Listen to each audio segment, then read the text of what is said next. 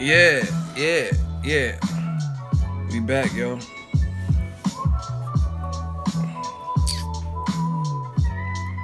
Young.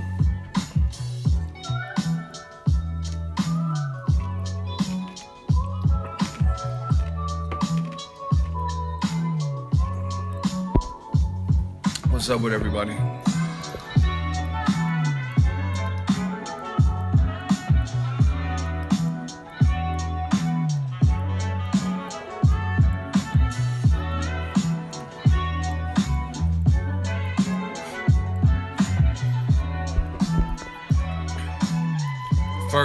First, second, me. Beer gang in the building, man. Yeah. What's up, Gracie? Someone said you were a catfish earlier in the last stream.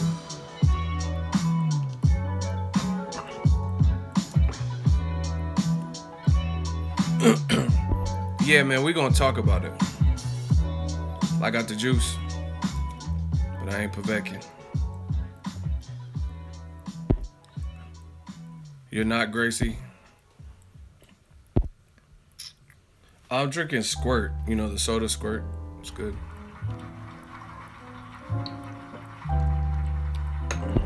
You know what? I just did a live stream and I actually got disconnected, and then I went and did a couple things. So I'm not going to do a roll call right now. We'll do one at the end. Let's get right into the content. Now, somebody hit me up on Twitter, and they brought up a good point, I guess based on the title of my last stream, right? You guys see it in the title. Listen. They brought up a good point. They said Team Golovkin, if they don't get Canelo next, because the fight was a draw and all that, right? They said Team Golovkin will probably cry, like that's what the person said. They'll probably cry or be angry that Canelo passed him up for Lemieux Saunders winner or some shit, right? But what they brought up, this is actually on Instagram. I said Twitter. Someone hit me up on Instagram and said that. But they brought up a very good point. They said Triple G versus Jacobs, another close disputed fight, right? And Jacobs didn't get an immediate rematch. So that's what's wrong in boxing. New media, let's talk about it. There's a lot of hypocrisy in boxing. Like, people don't like it when it happens to you, but when you do it to someone else, it's excusable. You know what I'm saying? Triple G, he was the A side versus Jacobs. He won a close fight. I honestly thought Jacobs beat him, and I was there in the Garden. I was in New York, you know what I'm saying? And I really thought Jacobs beat me. And it's not just me. I could name celebrity boxers that thought it too, right? So if Canelo actually does fight Lemieux Saunders, at first I'm like, there's a lot of pressure on Canelo, but the person, see, like let's say the person was hot seating me, which it wasn't even that kind of, they're obviously a fan of the channel, but what they brought up, I can't really think of too many other excuses where it's like majorly different. Look, someone said Jacobs won the fight. See, someone said, nah, it's 7-5. We could hot seat this. We could hot seat this right now. And even if you had Triple G winning the fight, like I said, there's people who had Jacobs winning the fight, including me.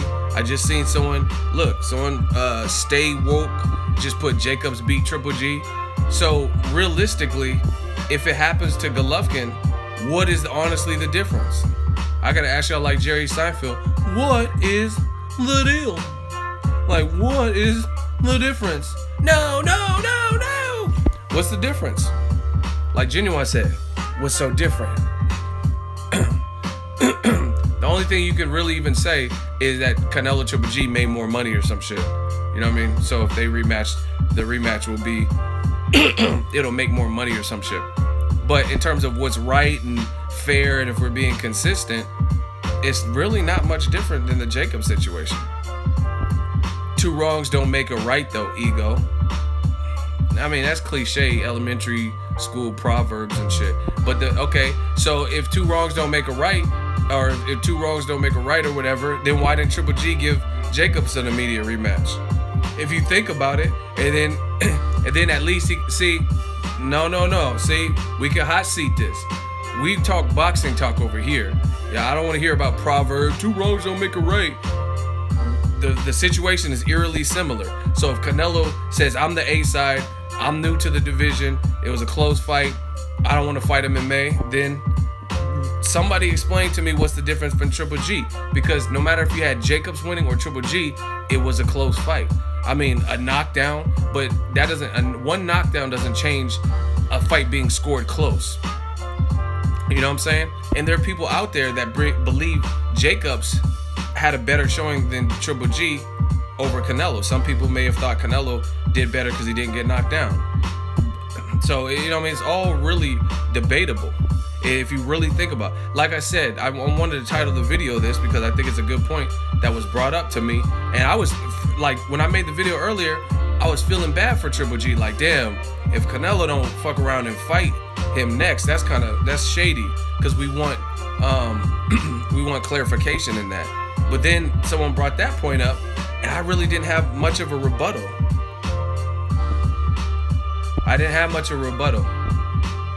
Canelo did better?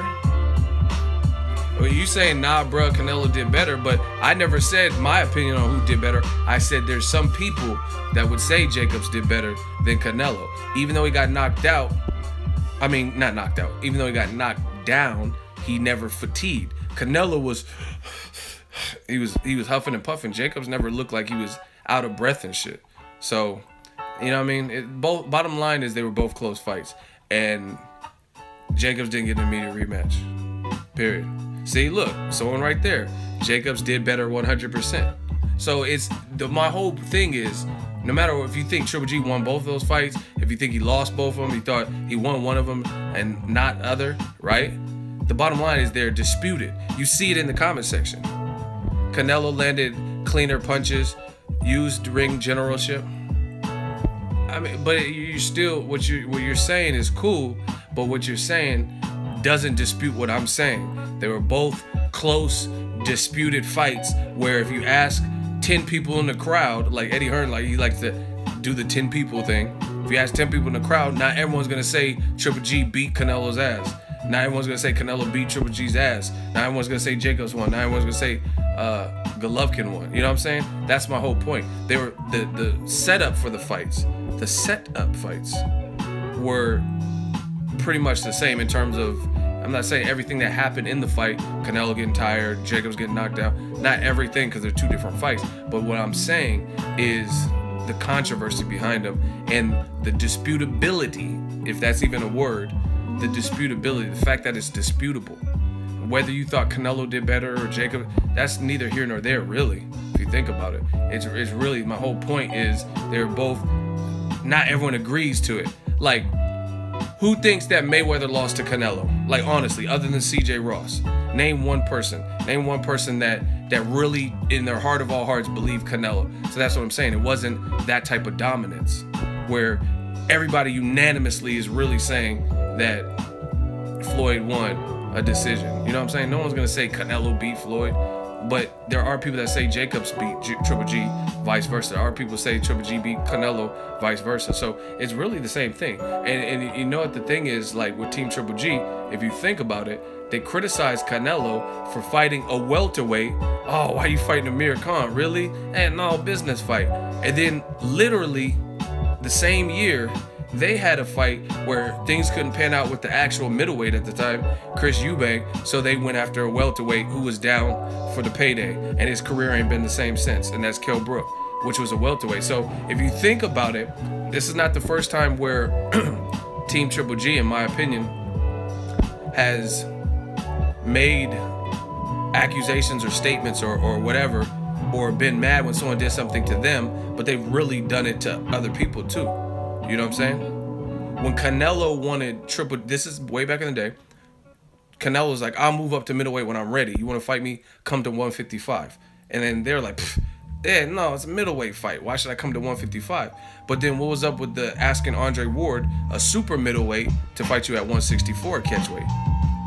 See? That's what I'm saying. There's multitudes of things like this where it's like there's hypocrisy in boxing. You know what I mean? It's not even just one camp. I'm sure, like, I mean, it's just that's kind of where we're at in boxing. Keith Thurman, for example. When Keith Thurman was hungry as fuck and wanted calling out Mayweather fights that he didn't deserve in terms of like his star power at the time, and back then, this was before Shawn Porter. This was before he called Floyd out before he even fought Bundu. You know what I'm saying? So realistically, his market value is not like he really, not saying it couldn't have been a good fight, but he was he really gonna get a Floyd fight? Really? You know what I'm saying? And he was calling out all those people, and he was mad that he couldn't get the Maidana fight or Floyd fight. Whoom. But now Errol Spence is doing the same thing to him, and he's like, hey, it's a process. I'm the champ. I'm the ace. Do you guys get what I'm saying? So it's like, let me handle this super chat real quick. Askiar Hussein Shmoney Gang from the Shmoney Heavens. He donated $5. He said everybody ducking everybody. They ducking Spence, Jamal Charlo, and Wilder is really getting old. Shit, this is what the whole thing is. It's not just about Team Triple G. It's just the state of boxing. The state of boxing is like right now. That's why the fans, Ego Army, we gotta stand up. Death Row East, Death Row West, we gotta stand up, and we gotta like point these things out and really be assertive and honest with ourselves. But that's what I'm saying. I'm seeing a lot of double standards where it's like passable and okay for one person to do something, then another person does it and it's not. You know what I mean? And if you think about, like, I wasn't even thinking about the Jacobs fight like that. I was just thinking about, damn, that's fucked up if Canelo don't fight him. But then when the person brought that up, I'm like, hey, that's kind of a solid point. Because Abel Sanchez, literally, I could see everything I'm about. I could show you. I could show you the links. It's on the Ropes Radio. It's a boxing podcast. I can give you the link to it. Abel Sanchez talking about we don't want to rematch Daniel Jacobs. We're not really even checking for him for 4 to 8 fights or something like that. So if Canelo, like, you know what I'm saying? If Canelo doesn't want to fight him immediately, then you got to look at it like that. I mean, you got to look at why did Abel Sanchez have a close disputed fight, and they said they wanted to unify. Billy Joe Saunders was like, I got me pinned. I want a couple things me way. And Billy Joe Saunders all of a sudden out of nowhere was getting bucked. And then you don't choose undisputed. You call Canelo a business fighter, right? You don't choose the undisputed route like Terrence Crawford did. You know what I mean? Crawford had so much recognition in belts at 140. He didn't really have to fight Julius Ndongo. He could have already started his ascent up to 147. But he was like, you know what? This ain't been done in a while. I can do it. Make the Julius Ndongo fight. And now he's moving up, right? Abel said, and Triple G said that Canelo's a businessman more than a fighter. But then the business decision made Triple G just fight Canelo for a lot of money, which I'm not disputing. Like, you know what I'm saying? If the offer was right and there's more money for me, you got to look at that. It's not even about that. It's about the principle of what you said. You know what I'm saying? I would advise, as a business owner and as a businessman myself, I would advise everybody to look at the full spectrum of business decisions and see what's most advantageous for you. I have no problem with that. I have no beef with that aspect of it, just like looking at the full picture. But my whole thing is that's what everyone's doing, if you think about it. So to criticize Canelo for doing it, you're doing it too. You know Triple G, or you know Kell Brook's not big enough to fight you. It was an opportunity that fell in your lap. You already had a date on HBO, so you fought the welterweight, just like Canelo fought the welterweight. Tell me I'm wrong. Shout out to Hulk Bradley. I told y'all them yellow and the orange super chats. Shmoney Gang. He just donated $10. It says, Keith Thurman is stuck in a hard spot right now. There's a lot of people, not just Thurman, but let me keep reading. He's healing and everyone is on his doorstep. He's at a disadvantage with being hurt, and it takes a tune-up, he'll get... No, I don't agree with that. He said if he takes a tune-up, he'll get a lot of backlash. I don't agree with that at all, and I'm gonna tell you why. Errol Spence is the main guy who's at Keith Thurman's throat. You do have others, don't get it twisted. I talked to Shawn Porter personally, and he wants to fight. So he's not the only, but Errol Spence is the one that's like, has a belt behind it too. Like Shawn Porter has like a WBC silver belt, but I'm talking about Errol Spence has like the regular IBF belt, blah, blah, blah. And he's the one, man down, make the fight, man down. And those are the names that have been linked that we've never seen Thurman fight. So I would say there's more pressure for Thurman to fight Errol Spence, in my opinion, as of right now, at least, right? At least from the fans, right? But he's not going to get backlash because Spence has to get past Lamont Peterson. He already has a totally separate fight. So that actually gives Keith Thurman time to get a tune-up. So no one's going to criticize Thurman for rematching Collazo coming off the Sammy Vasquez win or whatever tune-up for Jesse Vargas, whoever he feels is a tune-up fight to come back to, because he can't fight Spence anyway. And then Shawn Porter, I talked to, you know what? I've been busy, man. Like Jay-Z said, I'm sorry I didn't get right back at you. I've been a little busy with this dynasty. I never made a video about this, but I meant to. But anyway, I got an exclusive picture for you. Shawn Porter fucked up his hand versus Granados with Granados' hard-ass hand. And the next day after the fight, I posted on my Instagram. That's why you got to follow me on Instagram. But anyway, here it is. This is Shawn Porter's shit right now. Ego exclusive. So, you know what I mean? He might even want to take a tune-up coming off of an injury. He had cuts versus Berto, cuts over his eye, and now his hand is fractured. Now, I haven't talked to the Porters right now, but I know that's not how his hand normally looks. You know what I'm saying? This looks like I put it. And Andre Ward, shout out to my dude Andre Ward, OG, went out on his own terms. But I put in my caption, I said this reminds me of Andre Ward versus Carl Froch. Because Andre Ward, if you know your boxing, you know he had a messed up hand in that fight. And then Andre Ward replied to me. I don't know where it's at. But I mean, you know, I don't lie. I don't got nothing to lie about. But it's somewhere up in here. See, there he is. Shout out to my dude Andre Ward, man. Yes, sir. Boxingego. But anyway, that's Shawn Porter's hand right now. So really, realistically, two things. No, I don't think anyone's gonna criticize Keith Thurman for taking a tune-up because Spence is occupied with Peterson. Like I said, Porter's coming off of an injury, so I don't know if his first fight back he wants to fight a guy who has a win over him. I don't know. I'm not Porter's. I can't speak for him. I haven't talked to him recently in the last couple of days or anything, so I don't know what was ruled, but they said they don't think his hand is broken, but they think it's a fracture. And I know for all the smart asses, a fracture is a break, but there's different types and severities. And when I'm saying break, I'm talking about like an actual broken, like it's much worse to break your leg than to fracture your leg, even though they're both technically, you know what I mean, because there's hairline fractures, shit like that. So they, at the time, when I was sent this picture and stuff, they don't think it's broken, like in terms of like an actual broke, but it's a fracture. So it's fucked up. So Keith Thurman actually has time because of things like that. Ego exclusive. Ask Yar Hussein, $5 super chat. Money gang. We shmoney gang, man. Does Spence knocking out Peterson make it even harder for him to get fights? Yes, it does. Listen, my honest opinion, Spence is a dog.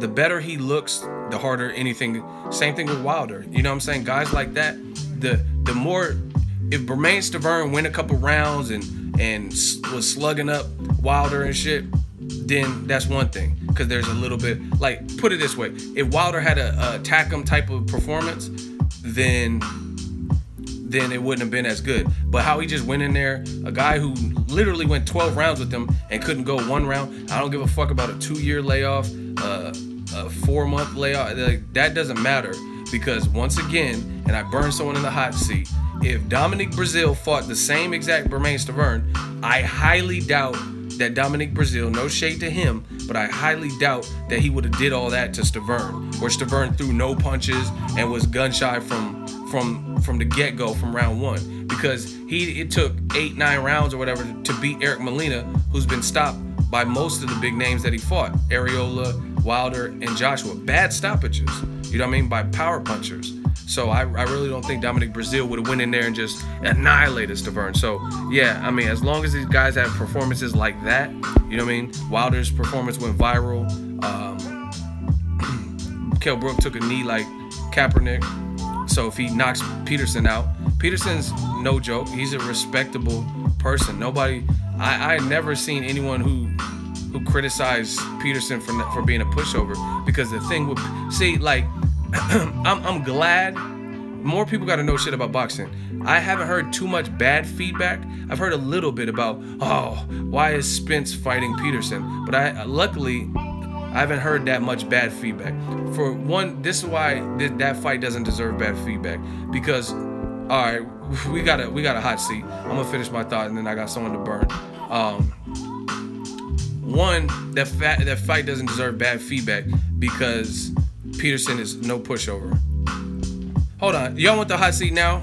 Y'all want me to just get this hot seat out the way? All right. So the Finish Works brand, we about to finish you. You said you disagree. So what do you disagree with? See, it's getting to the point. I'm the king in the hot seat so much. I don't even know what the argument. I don't even know what the argument is. I'm still ready. I'm still ready for that gladiator shit. I'm still ready for the battle. What are you talking about, Danny tonight? We're not even talking about Danny Jacobs. What are you talking about? You say you disagree. So what do you disagree with?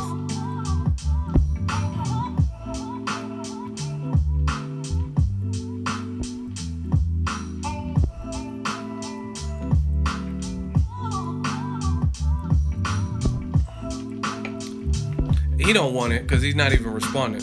But okay, so I'll get back to my thoughts. As long as Spence and Wilder and these dudes look destructive, it's bad. Spence Peterson, that fight doesn't deserve bad feedback because one, you know why he's taking a person like Peterson, because he signed up. Other guys don't seem in a rush to sign up to fight Spence. So you got to deal with what's at front. Just like if Wilder fights Dominic Breazeale next, I'm not mad at Wilder. Do I want to see the Breazeale fight? Am I dying to see? No. But the reason I'm not mad at it is because we know who he's trying to get, Joseph Parker, Anthony Joshua, and we know what obstacles are in front of his face with making those fights. So how can I be mad at Wilder for staying busy and fighting someone who's willing to sign up for the fight? How can I be mad at Errol Spence when Lamont Peterson is no pushover and he's the one that's saying, okay, I'll take the fight and accepting the challenge? And other welterweights don't even really seem to utter the Spence name. So why would I be mad at them? Askiar Hussein, $10 super chat, Shmoney. Gang. It's a lot of Peterson fans in here, Ego. You might have to do a poll on Instagram. A poll for what?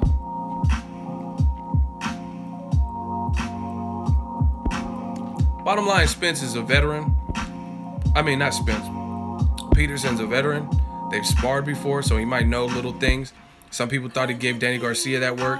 He has a good resume. He fought Tim Bradley. He's fought fights where he got knocked down. Victor Ortiz, and they fought him to a draw. Amir Khan knocked him down, and they went on to beat Amir Khan. Matisse knocked him out, but Matisse got cracked, so he got caught. Got caught kind of early. Like I said, he arguably beat Danny Garcia, been in there with Felix Diaz, beat David Avanesian in an eliminator. Shout out to Big Time for the $5 super chat. We Shmoney gang over here. So, I mean, there's nothing you could really say to attempt to mock Peterson. He beat De'Aaron Jean before Terrence Crawford off of layoffs. He knocked out Kendall Holt, who's a very big puncher. So realistically, and see, this is off the top of my head, people. This is no cue cards and teleprompter. So, I mean, you can't really, Lamont Peterson is solid all across the board. All across the board. I mean, the only thing I can even think of to complain, I don't complain about heart. This is a man who's homeless, came back and won a title. The only thing I can, I guess, complain about is he hasn't been as active as I think he should have based on who he is as a fighter. Askiar Hussein, $5 super chat. Poll on Spence versus Peterson. What's the poll? What's the question? What do you want me? Just Venmo it to Ego. What are you talking about? What Venmo what? What do you mean what happened to Colin Peterson? What's the question? Y'all gotta start putting some full sentences. I don't even know. You're like, Peterson, who got milk? Oh, we having a party. Oh, we having. I'm like, what are you guys talking? James Toney? What are y'all even saying right now? Ego on who wins, duh. Are you talking about duh? I'm having a freestyle conversation. I can't read every comment like y'all can. I'm talking. I'm the host. So there's no duh to it. I don't even know what you guys are talking about. We got over 100 people in the chat. We need over 100 likes. Simple as that. Show your support. Show that engagement. Get the likes up. Hit the like button. And especially if y'all want me to do a live stream, because we could just do, after the Danny Jacobs fight, I could just do a regular, the old school post. But if you guys dig the live streams where you get to ask questions and get that type of reaction, like on the spot, then hit the like so I know, because like I said, that's what makes these live streams possible. If the engagement, if I get better engagement on regular videos, you know what I'm saying, then I'll just do regular videos, whereas no talking back, no hot seat and all that. But if and some of the videos are like that, but if it's neck and neck, then I'll mix it up like I've been doing. Fair? Sounds fair. Ask Yar who said $5 super chat. He said poll on who wins Spence versus Peterson. I mean, I could do a poll on whatever, it doesn't matter. Shout out to L Dog New Zealand, $10. Huge fan, Ego, but you can hot seat me on this title. Nah, you supported the channel, so I'm not gonna hot seat you. But there's no reason to hot seat you. We're just having a dialogue. We're just having a conversation. See, that's the problem with boxing fans and the internet. They just read titles. They read titles and get mad. I haven't even seen any of your comments before, so I don't even know if you heard when we were even discussing that. I'm just opening dialogue, opening the floor to talk about stuff.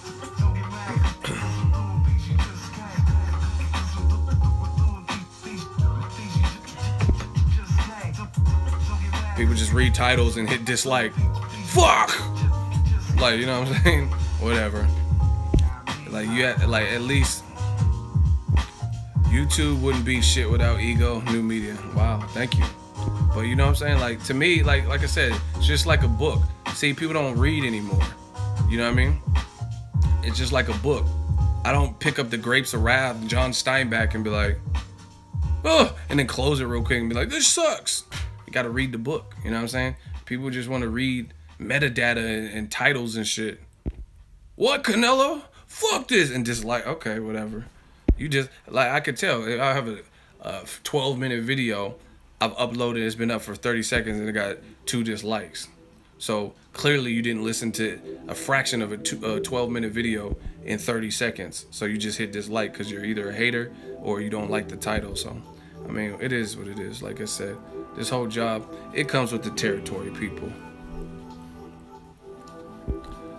Stop ranting and answer the questions, LOL. How about you stop listening to my stream and leave? That works too. You don't control the stream or the flow of the stream. Just like a river, it's a stream.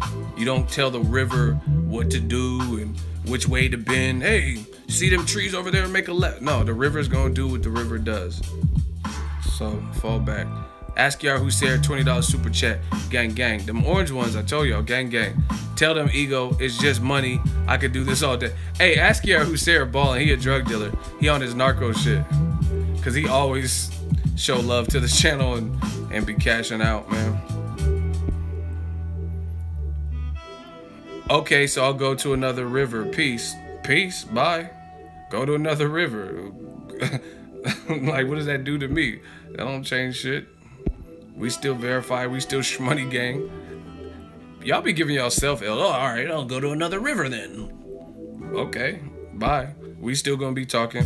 We boxing family over here, so we still talking about what we talking about. Go to another river. If I see your name again, I might fuck around and block you. Because if you want to leave, you can leave. You don't have to tell me. Ain't nothing to talk about. Just if you don't like the channel, you don't like the stream, bye. You don't have to notify me. Ego is king. Everybody just type stupid. He going to another river, so just type stupid. And realistic, is there any other boxing channels live streaming right now? I don't know. You know what I'm saying? So what river you going to, motherfucker? Is anyone even streaming? But anyway, back to the title, since y'all disagree. What's the major difference? And I don't want to hear money, because as boxing fans, we got to stop talking about other fighters' money. Unless Triple G, Canelo, Jacobs is really going to give you some ducats, then we don't really need to be talking about people's money and making that the focal point of any arguments. Fair? Cool. So what's the difference if Canelo doesn't choose to fight Triple G next and doesn't give him an immediate rematch or fights him at some other date, right? What's the difference than what Triple G did in his close fight with Jacobs and not giving him an immediate rematch and having no plans to do it, to be honest? You know what I'm saying? Because Triple G's own trainer, Abel Sanchez, I could pull it up right now. He says, we're not checking for a Jacobs rematch. People don't care about the Jacobs rematch, so we don't care if that happens for like 4 to 8 fights or something. You know what I'm saying? So, super chat, Juventud Guerrero, $2 super chat. Ego, can I collab with you and make an Ego Latino channel? I don't know how that would work because we verified right now. So we'd have to politic. You have to send me an email or something to see. Shout out to the super chat, but we'd have to get the particulars because branding is severe. Like for me, this channel is now verified. We got the check mark. We official now. So now when you see people with fake ego accounts and all this shit talking crazy to other people thinking it's me, my email's on my about section. Just go to my YouTube and then just type, there's like tabs and one says about and then it has that. It's in the description of all my videos too. So, you know what I mean? We verified. I gotta keep the content consistent on my channel.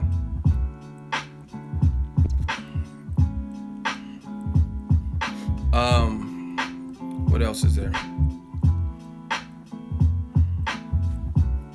But yeah, I mean, what's the difference? Someone tell me about the Jacobs thing. Always trying to come up on someone else's hustle. Hey, shit, but realistically, these big companies, that's exactly what they see. An Instagram or Viner or somebody who's popping, then they want a piece. That's how it always works. That's why we got that. I'm telling y'all, some of your favorite channels and shit, they're signed to people. I'm not signed. My YouTube channel, I get paid through YouTube. Some of the other channels, not just in boxing, prank channels and all that popular channels, cooking channels, they get paid through someone outside of YouTube. It's called MCN multi-channel networks. We do it off the cuff, off the muscle. I'm not having nobody tax me like that. I'm Al Capone. I'm dodging these taxes from MCNs. Ask Yara who said $5 super chat. When's somebody gonna give Devin Haney that step up fight? I don't know. He just has to keep doing what he's doing. Keep fighting some notable names where you could be like, oh, because that's really what happened to Robert Easter, to be honest. Robert Easter fought what's the dude that fought Francis Barthélemy? What the fuck is his name? He knocked him out. Easter knocked the dude out. Oh my gosh. I cannot think of dude's name. He fought Francis Barthélemy twice. No, it's not Shafikov. I can't think of his name off the top. He got knocked out bad by Easter. It's not Comey. I think he was like Latino. He's from somewhere, like Dominican or something. Oh man. It's on the tip of my tongue. The difference, in my opinion, is draw. Gotta be decided. Yeah, but DC King, that like but realistically, that's bullshit because Argis Mendez, thank you. Oh my, Argis Mendez. Yes, thank you. Ronald Perez, you the real one, because that was pissing me off. Listen, that draw shit is bullshit because, yeah, technically it was a draw on paper, but a lot of people that watched the fight didn't score the draw. They either scored it for Canelo or they scored it for Triple G. There's not that many people that came up with a draw. You know what I mean? Some people might have said, oh, I'm content if it's a draw or something like that. But a lot of people picked a person. Like if they actually, a lot of people who actually scored it had either Triple G or Canelo winning. Their cards didn't actually reflect a draw. But like I said, some people were like, oh, a rematch. I'm okay with the draw. You know what I'm saying? So that's different. So yeah, because I mean, real talk, to me that's more politics because that 118, 110 scorecard was bullshit for either fighter. So who knows why she did that? She might have been paid off. What's her name? Adelaide Burke. She might have got paid off or something. I don't know, because that sounds mighty fishy. And if you really think about it, they didn't want it, like the politics, the powers that be.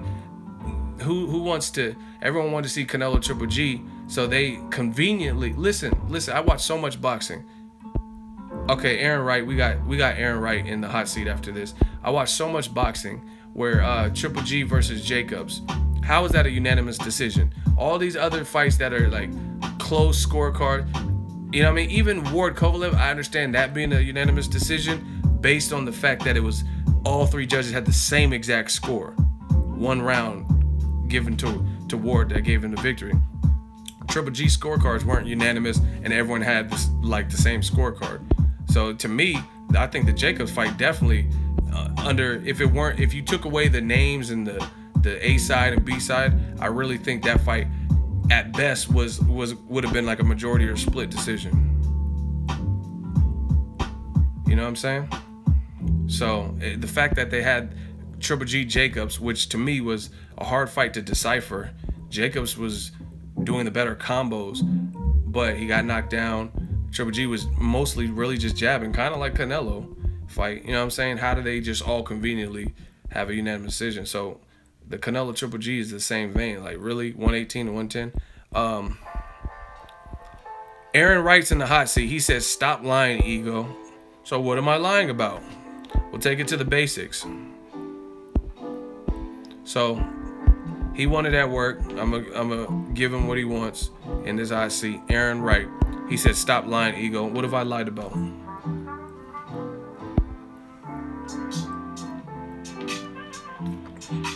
Once again, y'all put the comment and it takes you forever to respond.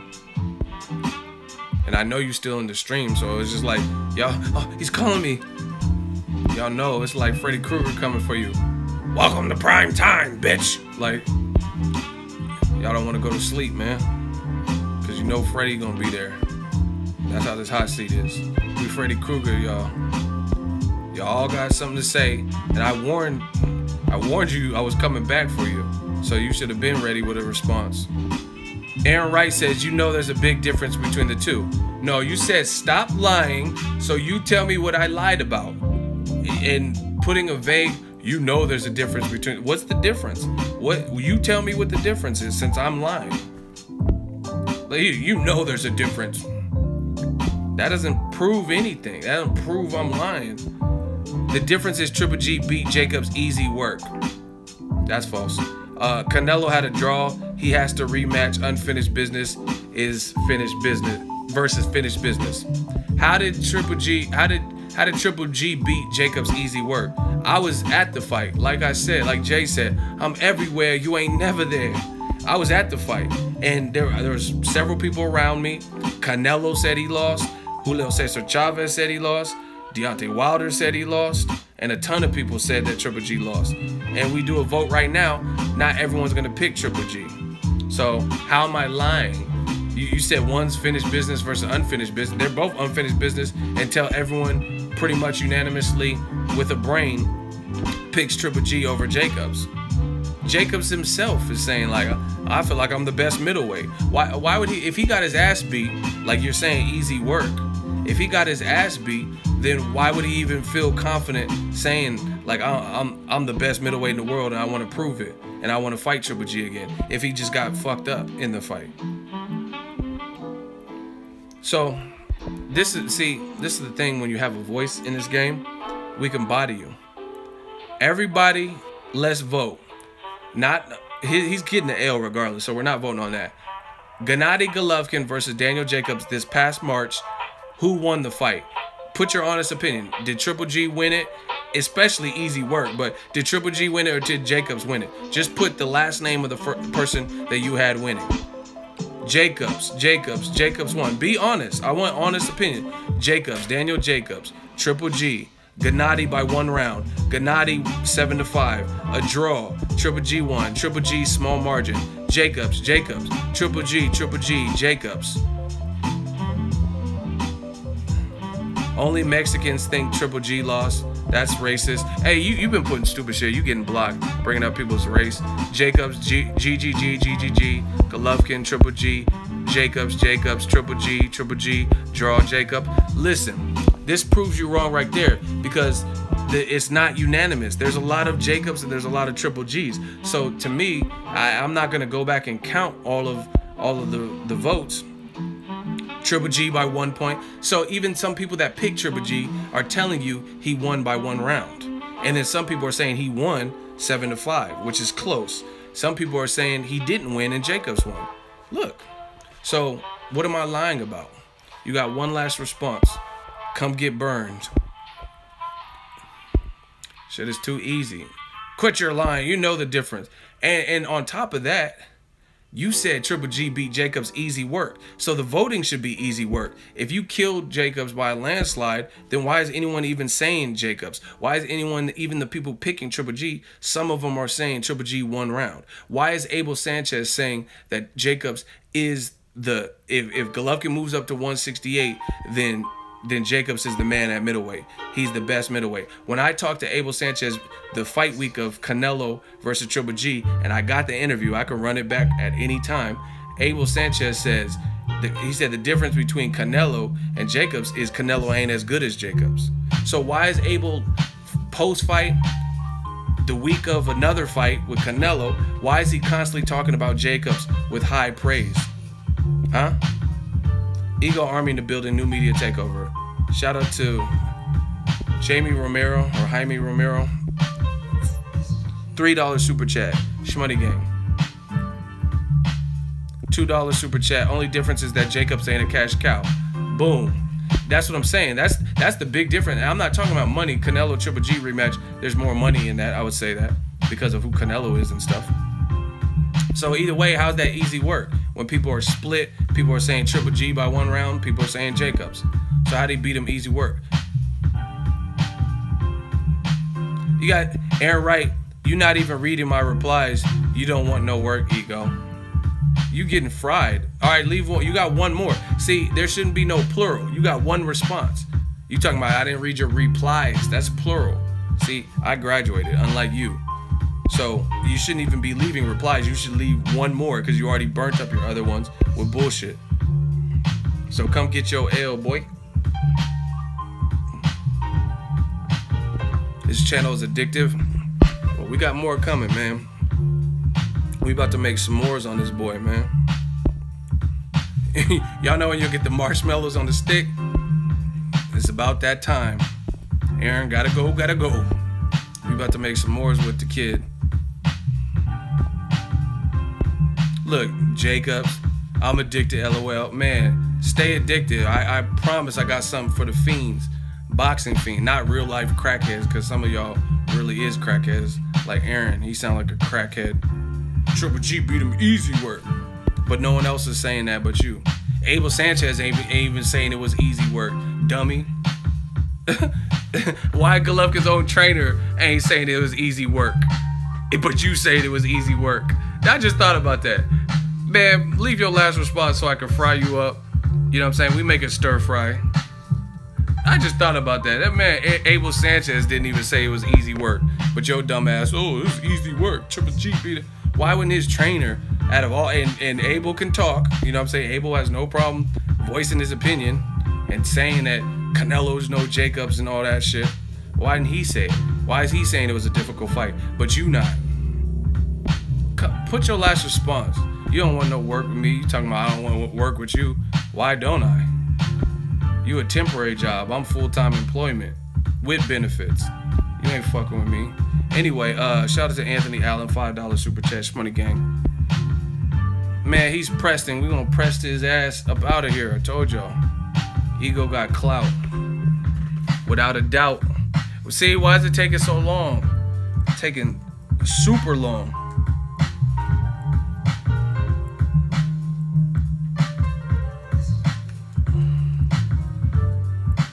Where is he at? Did anyone see him respond?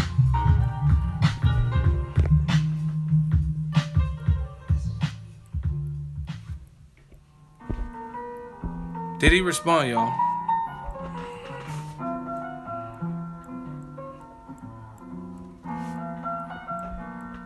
Oh, he left? Hold on. What's this? Oh, this is an Ego interview? Okay. What's that say? Fight week of Canelo 1 month ago. 7,000 views. Abel Sanchez rips Canelo, and I quote, you see them quotation marks, he is not the talented fighter Danny Jacobs is. Jacobs is a tougher fight. Y'all boys can't fuck with me. These young boys can't beat me. Oh my gosh. And this is my shit. I could play the video all I want. Let me like this. So once again, you said he wanted easy work. Why would the trainer say Jacobs is a tougher fight if he was easy work, as you proclaim? We waiting for you to say something, because that makes no sense. He just admitted on tape that Jacobs is a more difficult fight week of Canelo, because I was actually at both fights, Triple G Canelo and Triple G Jacobs. So he understood 8.5, and he's not the talented fighter that Daniel Jacobs is, in my opinion. Oh my God, hey, but why you do him like that, though? To compare him, Daniel Jacobs is 6'1". By the time he got in the ring, is 180 plus. Canelo is 5'8", 8.5, and he's not the talented fighter that Daniel Jacobs is. In my opinion. Why, Abel? Why you doing like that? And he's not the talented fighter that Daniel Jacobs is. In my damn, Abel. Oh man, why you gotta do it like that, sir? The talented fighter that Daniel Jacobs is. Oh my gosh. I think that if we'd have reversed the roles of the last two fights, had Jacobs fight Canelo, Jacobs beats Canelo. Oh shit. And Golovkin, I know you guys think knocks out Chavez the way that Chavez was that night. Hey, bro. Damn, homie. In high school, you was the man, homie. What the fuck happened to you? I told you, I got the sickest vendetta when it comes to the cheddar. Why did Abel do you like that, man? Like Jay-Z said, we don't believe you. You need more people. Ego, first of all, I like your channel, but don't get gassed. You talk opinion. Oh, you're done. I'm not even reading the rest. That's not worth my time. Because you still, no, Aaron Martin. Let's vote. We voting. Oh, we having a party. Now you talking about Jacobs came in 15 pounds. You're done, son. You're done, son. Let's vote. If he got an L, you said, I don't give a fuck about 15 pounds. You didn't say, you said, now you're making it, see, this is, I'm going to tell y'all with argument. Everyone put your L's up. We know he's destroyed. But I'm going to show you how you know when somebody failed an argument. First comment, or one of the first early comments, you says one is unfinished business and one is finished business. You said the Jacobs fight is basically case closed because Jacobs lost easy work. That's what you said. You said because he lost easy work. But now you're bringing up Jacobs had a weight advantage and he came in as a light heavyweight. He was cruiserweight, stabbed 15 pounds. No, you said he was easy work. What does his weight got to do with that? You got cooked, my friend. You bringing up his weight and strategies and shit like that. No, no, no, no. You said it was easy work. So it don't matter what weight he came in because you said Jacobs was easy work for Golovkin. Another one bites the dust. One of my moderators, get Aaron up out of there. See, this is WWE shit for me. I think I'm gonna come up with that. That's what I want. That's my signature move. That's one of my signature moves. When another one bites the dust, I'm just gonna look to the heavens. Like that's oh my gosh. That's how you guys get in the hot seat. Yo, I need a moderator to take Aaron up out of here. He got cooked. You got cooked, Aaron. Oh yeah. Oh my gosh. This is an ejector seat. This ain't even a hot seat anymore. Y'all remember Die Hard 2 when they threw them grenades in the plane and Bruce Willis was in that what the fuck? He was in that like ejector seat and the plane was about to blow up and then he hit the ejector seat with the parachute. He's like, ah! All in the sky. That's your boy Aaron, man. He got that work. You said it was easy work, but now you complaining that Jacobs he rehydrated too much and didn't fight for the IBF belt. Toasty. Yo, do I have any moderators in here that could get Aaron out of here?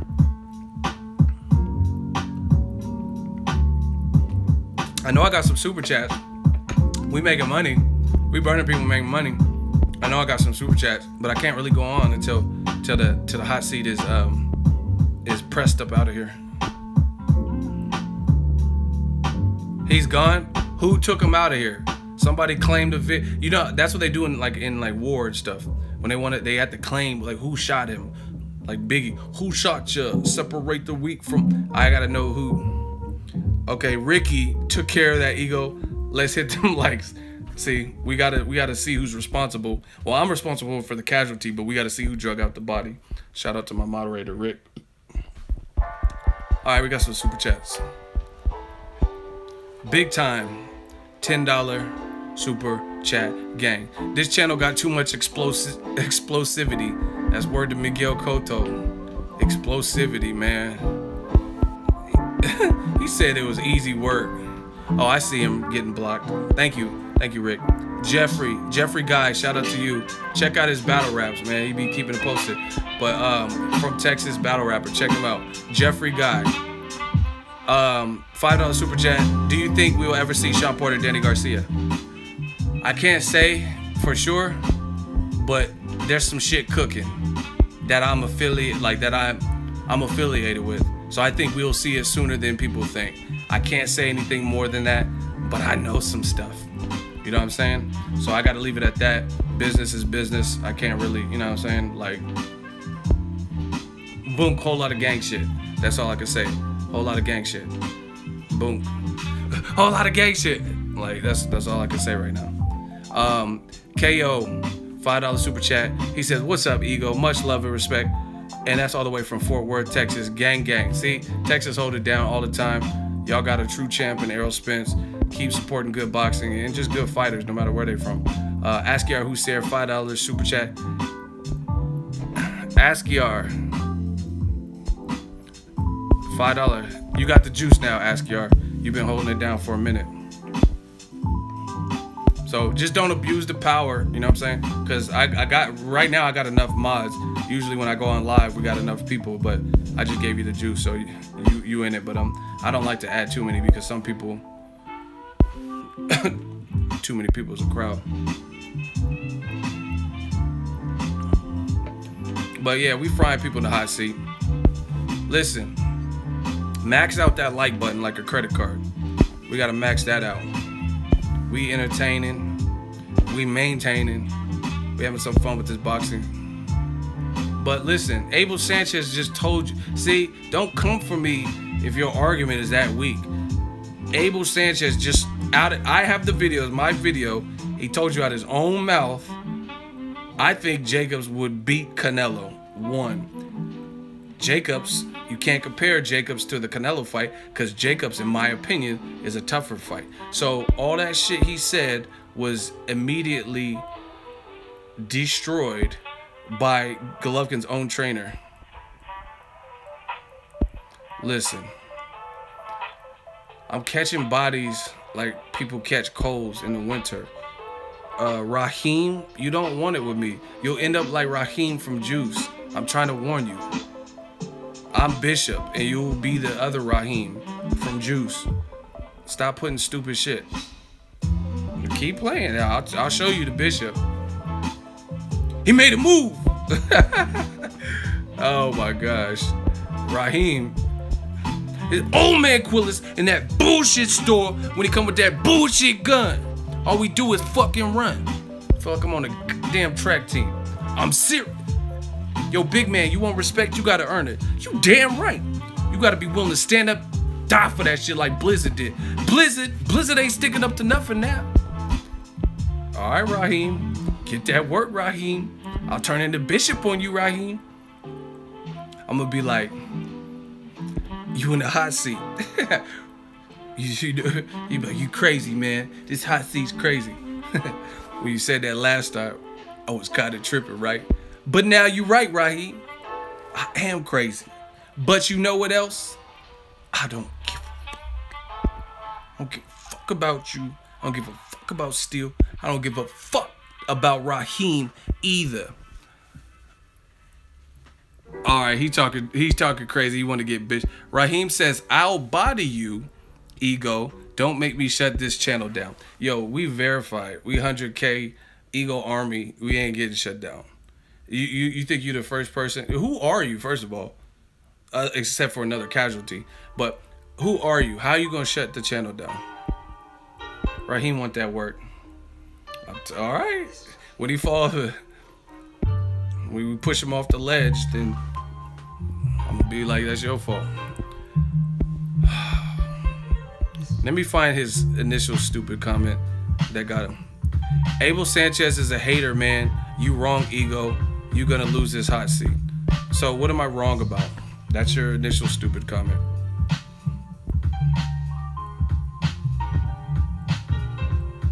If you don't like how I'm talking, shut down your channel. So you wasted one response. You're already in the hot seat. You got 2 more.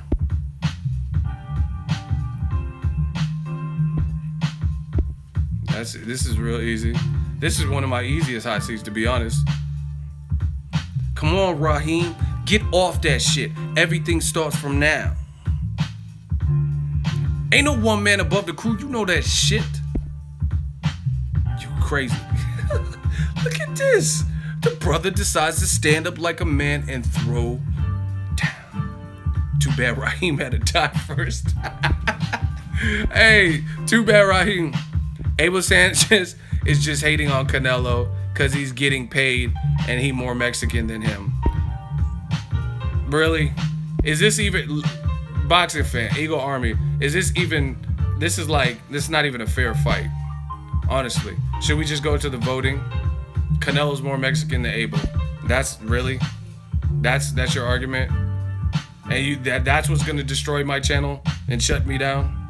You saying that Canelo's more Mexican and he looks like Conor McGregor's brother? Okay. It's not fair. Life is not fair. Get off that shit. Everything starts from now. Ain't no one man above the crew. You know that. Who's been Mexican longer? You're done, son.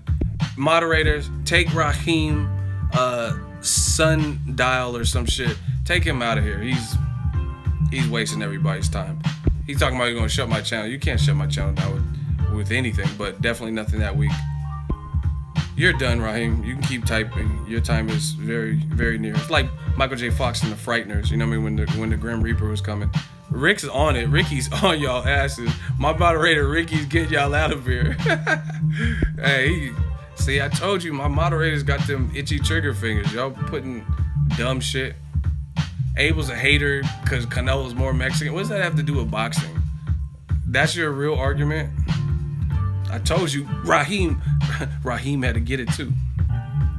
And then I'm gonna be at Raheem at the weight, and he was like, we gonna find out who did this to Raheem, knowing he did it to Raheem when he was talking to Raheem's family.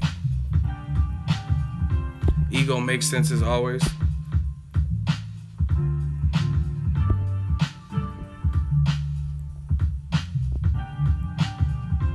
Hey, he's back in here. Hey, moderators, Rashid. I thought his name was Raheem.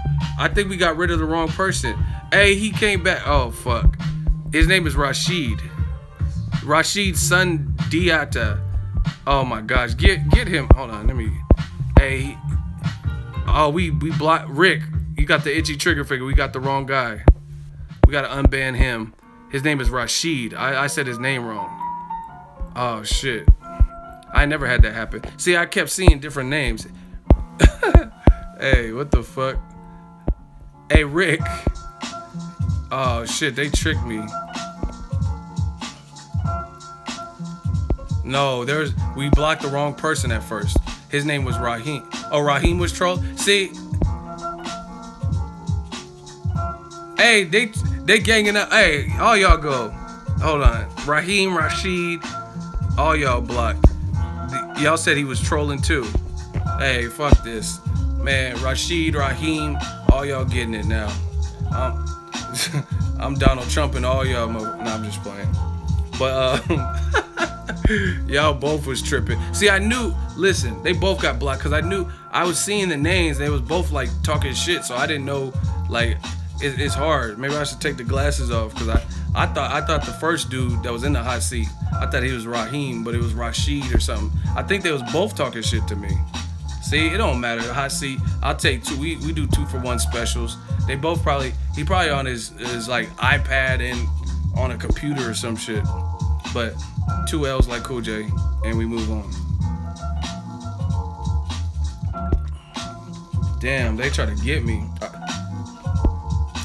And I could tell he was trolling because when we unbanned him, he was like, "I'm back." Like, oh hell nah.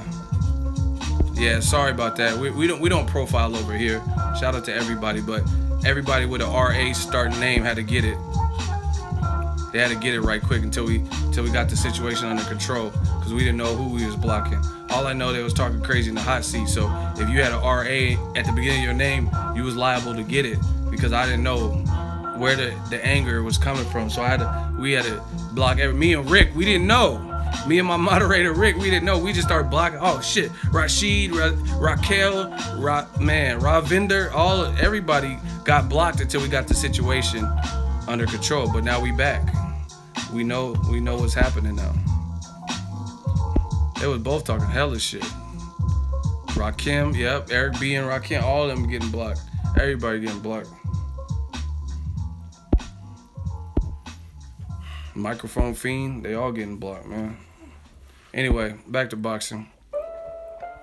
But anyway, Abel Sanchez said it was a tough fight multiple times, but the other dude talking about it was easy work.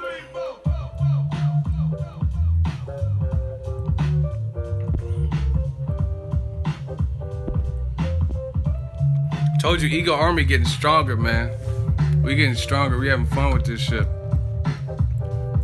And see, like, I mean, I'm not trying to sound cocky, but I feel like as a boxing fan, you should just want to be a part of good boxing conversation. And I hope, I don't know what people say about the channel, and I don't really care, but I hope in my heart that people don't think it's just about, you disagree, you're out of here. That's not it. But if you're talking crazy and nobody believes you, you need more people, you got to explain that type of stuff. You know what I'm saying? If you have sensible, regular boxing talk, you good. We welcome everybody. Yeah, let's talk about Daniel Jacobs' audience is coming up. What does anyone know what time it would start for me on the East Coast?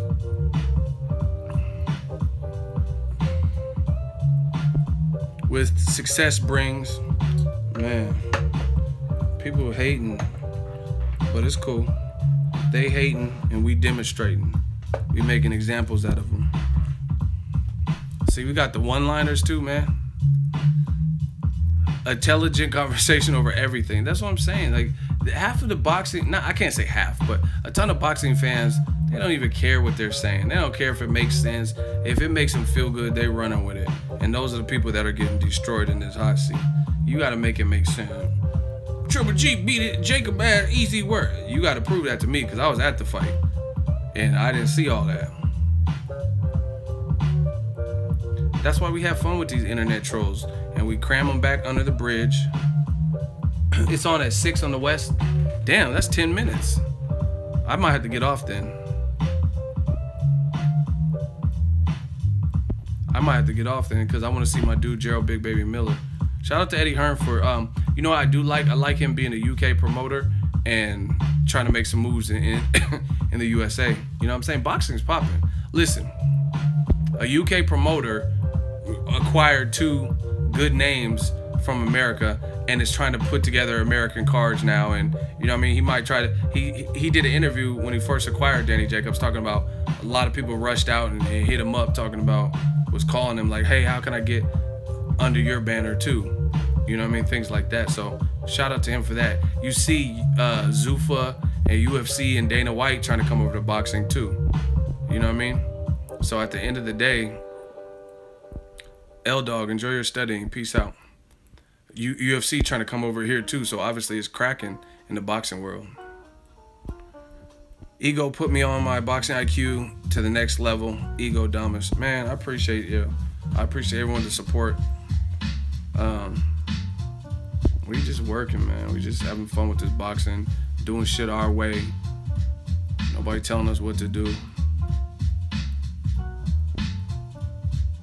Ego, did you see Conor coked up Rampage? What does that even mean? Oh, you said he was on coke? Oh, I seen him jump over the thing and all that, yeah. I thought you meant I thought you were saying he choked up Rampage, like Rampage Jackson. I'm like, damn, Rampage kind of big. That's what I thought you were saying. That's what I was like, but you saying coked up Rampage, like he went on a, like, went berserk. I thought you were trying to say he was at because Rampage is with Bellator now. So I thought you were trying to say that he went up and ran up on Rampage Jackson from the A team. I was like, damn, Rampage too big. You think he'll get suspended? I don't know. I don't know how it works because one's in Bellator organization, one's in UFC. So does Bellator? I mean, I don't know. And he was overseas too. I think he was in Ireland, Dublin, or some shit where it happened. So I don't know how all that commission shit works. Like, the Dublin commission suspend him? Does that apply in America? So he can't go to Vegas UFC event? I don't know. I don't know how that shit works.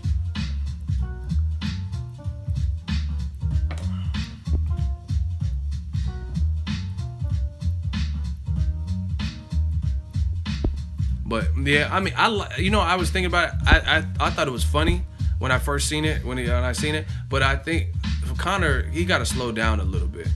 You know what I'm saying? Like, it is funny to me still, but Conor got to slow down because he does sound like he's getting kind of big headed, like where he's thinking he's like godly in a sense. You know what I'm saying? Like he's beefing with everybody. You know what I'm saying? You gonna push a ref.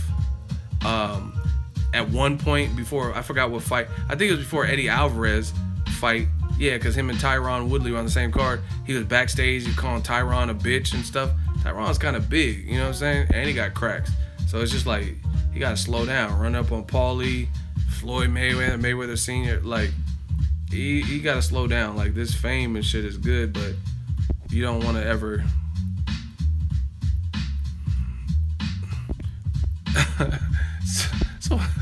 So as I laughing myself, you don't see LeBron jumping in the ring at Floyd's fight, right?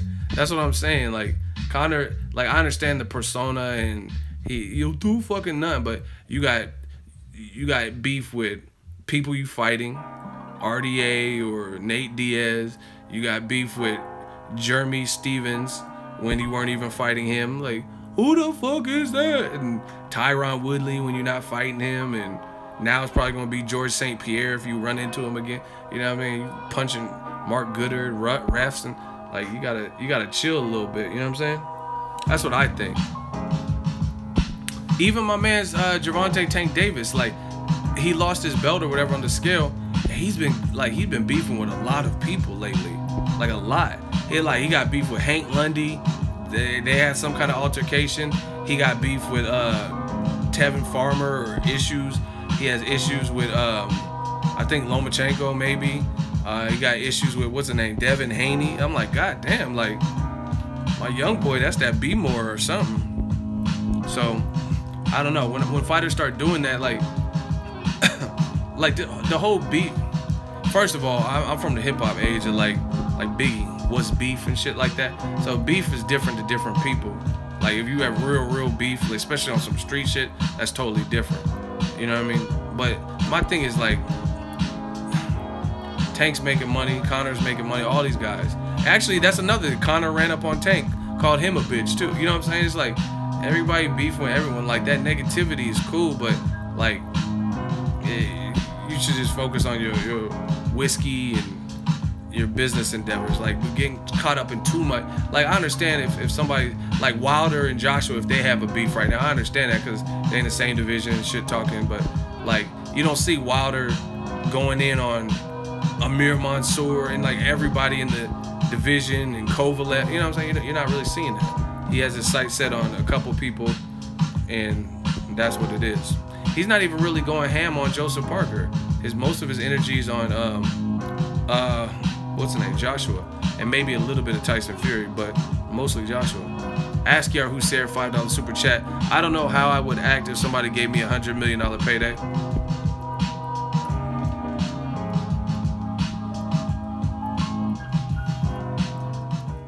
Listen, Eagle Army gonna chew you up to Tasmanian Boxing Channel, and listen, I'm trying to give you, because it says Boxing Channel in your name.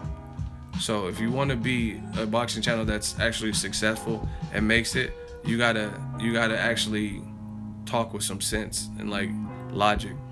His comment says, "Ego, your view on Wilder is wrong." So what is wrong about it? Like, what are you talking about? What's wrong? Negativity fills seats. Yeah, but it could also get your ass beat too, depending on if you try the wrong person. So, yeah, it fills seats and all that. But Conor could fill seats trash talking Nate Diaz, a guy who he's actually slated to fight. You don't have to be going at fucking everyone and challenging Dana White and, you know what I mean? Different shit like that. So like, I mean, but listen, that's that internet age. Y'all too, ooh, negativity fills seats. Yeah, negativity can also get you hurt, like someone said, or killed. Like negativity, that's not necessarily the route to go. You keep referring to Wilder as the villain. Like, okay, I just talked to Wilder. You probably haven't talked to him. I was at his fight. He's a great dude. I'm not saying he's a villain like fucking Marvel Comics, like he's I'm here to take over the world and destroy planet Earth. And I'm not talking about that. I'm not talking about Lex Luthor level villain. When I say villain, is he's taking the role, kind of like Floyd Mayweather, of I'm gonna be the man that gets this shit cracking. I'm gonna start the trash talking. I'm gonna be aggressive. That's the villain role. That's what I'm saying. Because if Joshua's what he's been doing is a lot more squeaky clean. He's saying little things here and there, but he's not doing what Wilder's doing. So where I'm from, you may not understand it. You may not understand the jargon, but Wilder is being the villain. He's being the villain. If you use the same slang I use, then that's called being the villain. Do I think Floyd is a heinous person? No, I don't. He paid for the funeral of top fighters that he fought, and even some guys like Joe Frazier that he didn't fight. So when I'm saying Floyd was being the villain versus De La Hoya, I'm not saying he's like a villain to this earth. You know what I mean? Like the Hulk and the Avengers are gonna come after him. Wilder's just being the one that's like aggressive, trash talking, making Joshua look bad. So I mean, you didn't prove me wrong. You tried to, but you didn't really. Wilder's not a villain.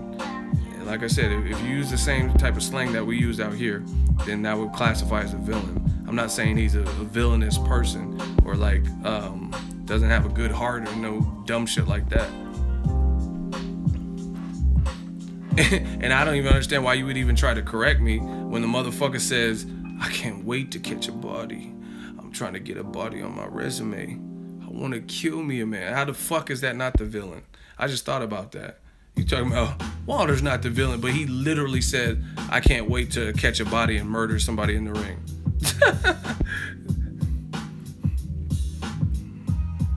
That's not being a villain. He says he wants to catch a body. What the fuck are you talking about? I can't wait to. I've been wanting to catch me a body for a long time.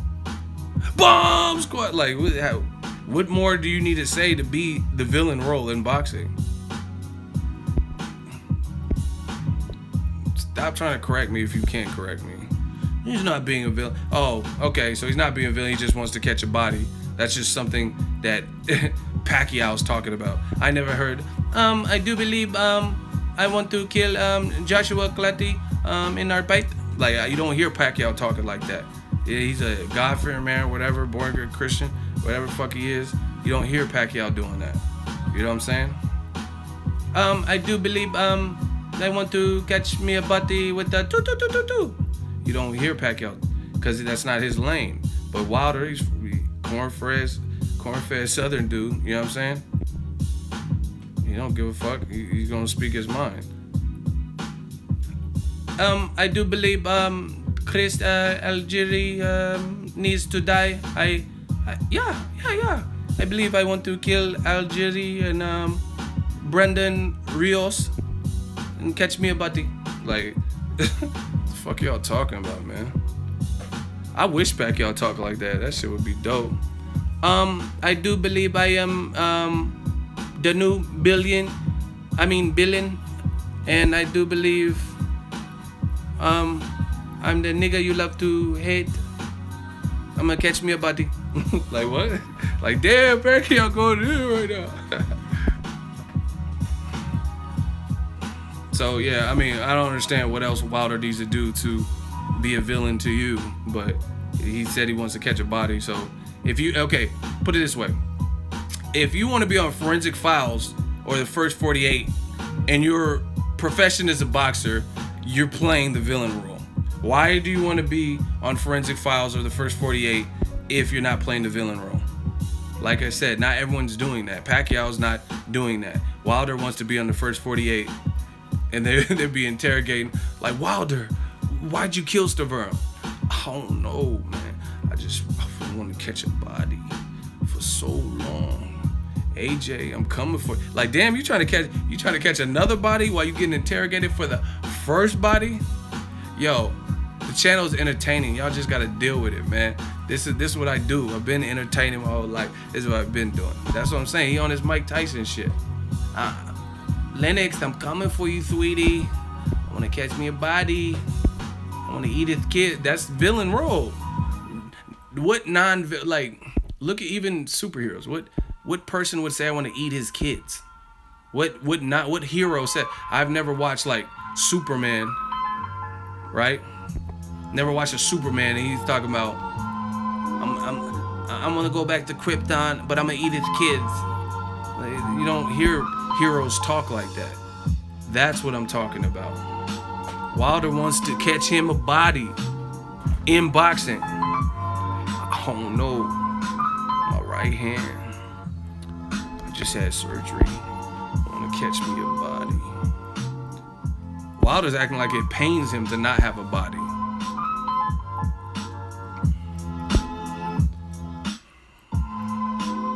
Yeah, and I don't know. I can't speak on behalf of Wilder, but I don't know if he really wants to catch a body or if he's just playing the role. You know what I'm saying? But a lot of guys, like Roy Jones was like, I didn't want to have to do this, but but y'all made me.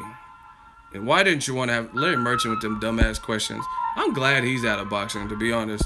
He has some dumbass questions. That's why when I see him at a fight, I don't even interview him. No, I mean, I'm sorry if y'all wanted footage of him. I don't even interview Larry Merchant when I see him at fights. For what? He just be hating and shit. Ward ran. Larry Merchant always be looking like he got like a flashlight in his eye. You don't know what the fuck is. Ward ran the whole fight. You know. Like, what are you doing, dog? Larry Merchant be hating like a motherfucker. That's why Floyd went off on him. And y'all got mad. I thought that was funny as fuck when Floyd went off on him. I don't think he's drunk. I think he's just like an older dude and he's like forgetful or something. I don't know. But yeah, I don't even. Larry Merchant been hating. Like, every performance. Why did you hit Victor Ortiz like that? HBO need to fight you. You don't know shit about boxing. Floyd got mad. You don't know shit. And then how you gonna threaten? Listen, Floyd's the best fighter of this generation. He's clearly bigger than you. And he's talking about, if I was 40 years younger. If you was a newborn, 40 years younger, if you weren't even born, if you were just a thought, no way you was fucking with Floyd. Floyd would demolish you at any age or any, you know what I'm saying? What are you talking about? If I was 40 years, if you was, that's why Leonard Ellerby was like, if you were 40 years old, you wouldn't do shit. Like what is Larry Merchant at any age? 28-year-old Larry Merchant. What is any age gonna do to fuck with Money May? But anyway, back to the topic. Wilder is playing the villain role. I'll be like, hey Wilder, how's your day? Man, I'm so frustrated. Like, you're what? I'm so frustrated. I just want to get. Why does this keep happening to me? These guys don't want to fight. Oh, these guys don't want to fight me. I'm so frustrated. I just want to catch me a body.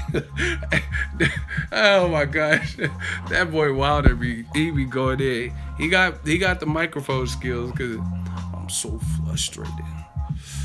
I was gonna fight Luis Ortiz, and I'm frustrated. He be like, I don't know, like would he be doing them? Oh my god, when Wilder be doing it, like that's what he be doing them. Hold on. When Wilder be doing them like quaint Instagram videos, like where he's just talking. He was like, I'm so flushed. Oh my God, I can't even do it right now. Oh my gosh. Watch it. Just watch his call outs on Instagram. He probably gonna knock me out for doing this, but watch his call outs on Instagram. I'm like, what's wrong, Wilder? I'm so I can't even do it right now. Hold on, let me get some water.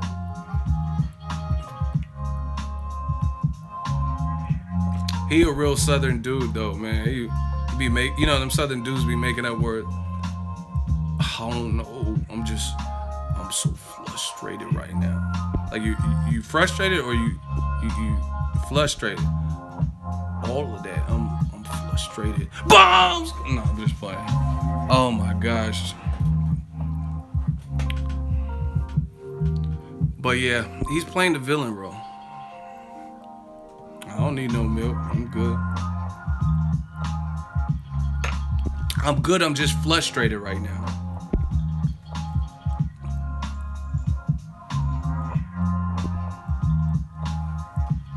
Oh my gosh. I feel him. I'd be frustrated too. Trying to get this Joshua fight and they trying to bring you Dillian White. You know what I'm saying?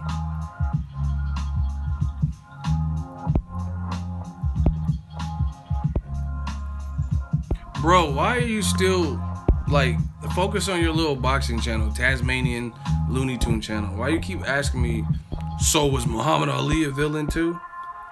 Yeah, he was a villain if you think about it. Is he a villain to me? No. But is he a villain to America? Did people like him trash talking and people enjoy that? Like, some people did, but at the time he was at, yeah, he was a villain. Talking about race and like, why should I fight the Viet Congs? The Viet Congs ain't never called me nigga. Like, you know what I'm saying? Yeah, so he was a villain in the eyes of like America or white America or whatever. So he was. And see, you guys got to put it in context. I'm not saying these people are villain, like they're murderers, like that type of villain. I'm just saying the roles they assume. They like when you're, I'm fucking a villain probably. You know what I mean? When you go against the system or when you speak out and it's not popular, that's what I'm talking about a villain. When you're going like Floyd, the shit he was doing, Ricky Hatton, Shane Mosley talking shit about De La Hoya, that's the villain role. Because De La Hoya was like not doing all that, and Floyd's like, oh, I'm so scared, and bringing chickens to the press conference. So yeah, Muhammad Ali, all of them. Muhammad Ali was showing up at people's gym like, this guy doesn't want to fight me. He's so ugly. The sweat goes back to stay away from his face. This man looks like a bear. Like, yeah, so he was a villain. All these dudes, they're playing the villain role. I'm not saying they're a villain. Rest in peace to Muhammad Ali. If you want to go to heaven, I'm gonna beat him in 7. Like, yeah, so that's the villain role. Deontay Wilder saying, I'm so frustrated. I just can't wait to catch me a body. That's a villain role, yeah. So stop asking me about this shit. It's frustrating me. Ego, you a villain when you put people in the hot seat. LOL. Shit, they gonna get it. Because they be making me so frustrated. I'm just trying to talk boxing talk, and they got me so frustrated, man. Muhammad Ali is like the king villain when he first came out. This man's house is dirty. He probably got termites eating all the wood. If he even dream about me, he better wake up and apologize. With the coming up all them lines and shit. I'll make medicine sick. Yeah, he the king. Shout out to Ali, man. I shook up the world. Like, they didn't want to hear him saying all that extra shit. You didn't shake up anything, you fucking monkey. Yes, I did. You know I didn't. They were mad he dodged a war. But Muhammad Ali kept it a buck. He said, I'm not killing innocent women and children. He's like, they never called me a nigga. The fuck? The channel's entertaining y'all, man. We just having this light work. Who the fuck is RT?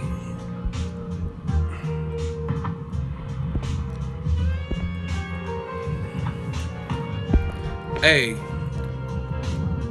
if they even think about beating me, they better wake up and apologize. I'm fast. I'm so fast.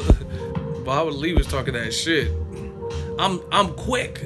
He can't beat me. I'm fast. I know he's looking for subscribers. He better find someone else, cause this ain't the channel. I'm fast. I'm so quick. So you don't have a listen, Tasmania. You don't have the personality like this, so you can't do what I do. Stop asking me these questions. Like, wow, I'm getting so frustrated. Everybody say I'm too quick. I'm too fast. Someone said Ali was a battle rapper. Y'all tripping. That's funny. He probably could battle rap. Put him on URL or Smack. I run in the closet, get the AK. I spray and lay everything down. Hit your block up, hit your whole town. Like, oh shit, bro. Ali got bars. Like, I would really pay to watch Ali battle rap. That should be dope.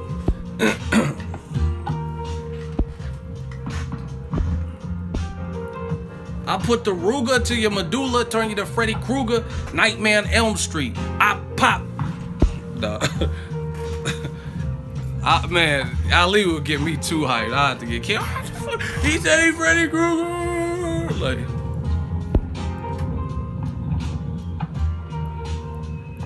I'll put you in an urn like Bermain Stavern. You get it in the first. I don't care. Put you in the urn. Like, oh fuck, Ali is killing this motherfucker. He said he put him in a hearse in the first like Bermain Stavern. I'll put your dreads in the ropes, Bermain Stavern, make you choke, beat rat with the boat. No, oh my God. See, y'all don't want me to spit bars, man. Anyway, I don't even know what we're talking about anymore.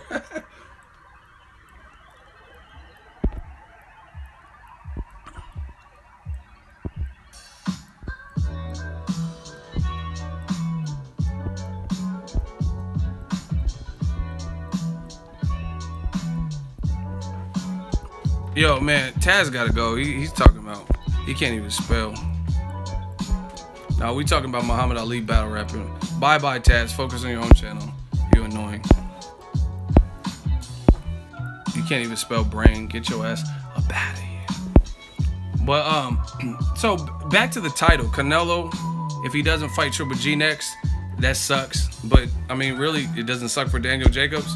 When he fought his ass off, it did. Listen, someone said Taz trying to get an interview with you for his channel. That's not the way to do it. Yeah, I was gonna go to the fights in Fresno, but I decided no. Fresno's like 3 hours for me, and it's a boring ass drive. And I mean, I want to see Jacobs, Adias, and my dude Gerald Miller. Is the fight on right now?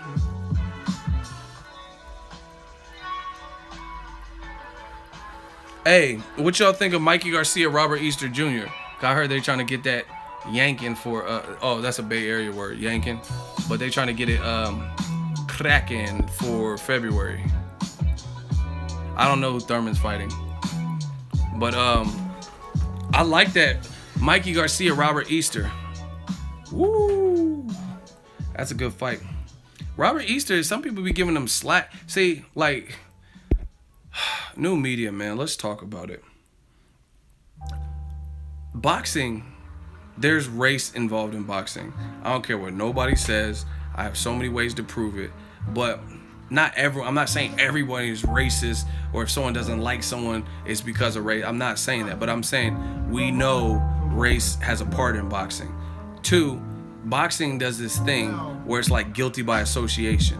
Meaning, if Tank could be everything you like in a fighter, explosive, killer knockouts, crazy uppercut, southpaw, but since he's linked to Floyd Mayweather, and if that's the person you don't like, then all of a sudden you hate Tank. So he misses weight the first time versus Liam Smith or Walsh or whoever the fuck he fought, and then you hate him, and like every decision he makes, he's ducking Loma, you know what I'm saying? And people do that all the time. So I've seen a lot of comments where people making like Mikey Garcia, Robert Easter Jr., ain't a good fight. And I think it's really because Easter Jr.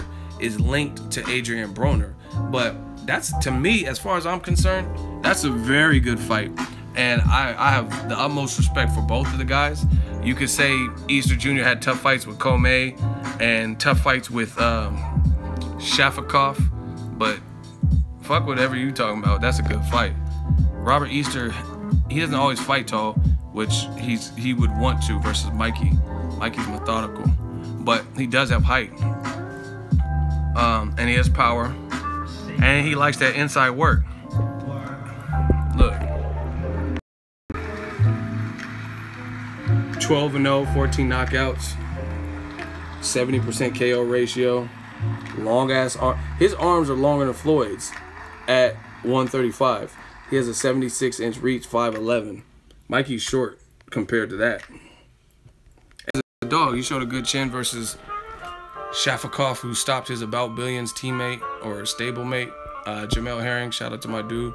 And then he also, Richard Comey had a 91% knockout ratio.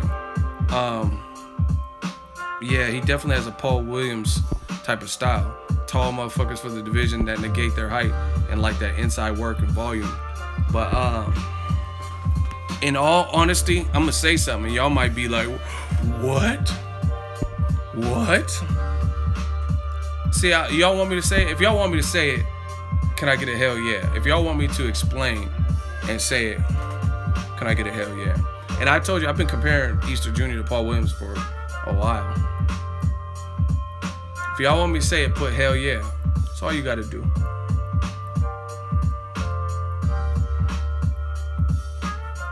Alright, I'll say it. Mikey Garcia versus Robert Easter Jr. is a tougher fight than Mikey Garcia versus Broner. I really believe that. But I have reason for that. Now, even though it was Garcia's first fight at 140, I really think it's because Broner, the reason why it's harder, I'm not saying Broner's not good or not as good as Easter, but from what I've seen, Broner has done more things in his career that could be detrimental to making weight. You know what I'm saying? Like, put it this way. How come Broner, after he stopped Ashley Theophane, why did he say he was moving up to welterweight? Even though he didn't, why did he say that? Why did he say that? He said it because making weight was hard. Why was he supposed to fight Adrian Granados at 140, 142 or something, and then the contest was moved to 147? Because he said he got sick in camp, so the weight went up, right? So I think Broner has had more issues with weight, and making that 140, I'm not taking away from Mikey Garcia's talent, but Broner looked like, you know how people say overtrained? He looked like he overtrained because it looked like he was working hard. But see, this is the thing. Just like Chavez Jr. versus Canelo, Broner has fought bigger guys than Mikey Garcia, Shawn Porter, and Maidana, and he didn't even look like how he. I was at the Broner Garcia fight in New York. Broner looked worse versus Mikey Garcia, a guy moving up in weight, and he looked better versus Maidana, who hits harder and is way bigger and rehydrates more. And that was Broner's second fight.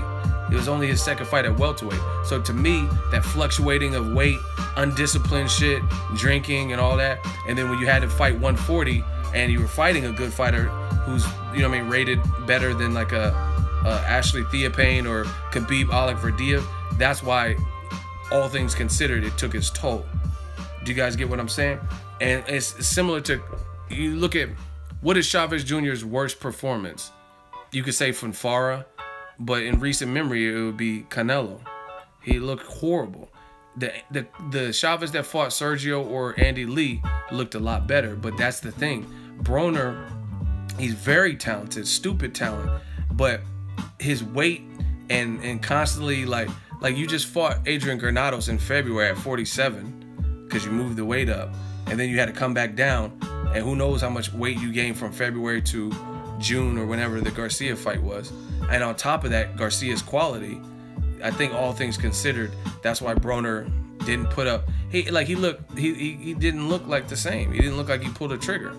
But I swear I'm not trying to take away from Mikey Garcia's talent level, because I've always been a huge Mikey fan. I've interviewed him. I covered his last 2 fights and stuff like that. But Broner's weight, to me, clearly showed up in the fight. Same thing with Chavez Jr. Chavez Jr. was looking terrible versus Canelo. Like, even when he was fighting Fonfara at 75 or whatever, 70-something, he was throwing some punches. He wasn't even really throwing punches, and Canelo was the one moving up. So I think the Broner-Garcia fight, you never know, and that's why we wanted to see those fights. But when we actually seen Broner at 140 versus a top 140 guy recently, like, okay, put it this way. Name someone Broner fought and beat at 140 that's better than Mikey Garcia. At 140. Answer that question for me. Please answer that question. Name someone that you rate over Mikey Garcia that Broner beat at 140. See, that's what I'm saying. So Broner, see, people are saying no one at 140. So that's what I'm saying. Like, Broner, talent is one thing. He has talent. But beating Ashley Treasure Theophane, who lost to Danny Garcia and stuff like that, beating Khabib Alikverdiev, beating Carlos Molina, who else did he fight at 40? Emmanuel Taylor, right? Those guys would all be, if they're all in the same time as Mikey Garcia, Mikey would be rated over all those guys. So that's what I'm saying. Like, even if he was having trouble with weight or whatever, his talent was able to prevail, even no matter what he was doing with his weight, over them.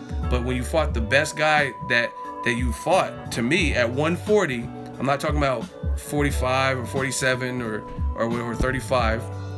At 140, a guy like Mikey Garcia, who's plays no games, very good fighter, then that's where it caught up to him. That's what I really believe.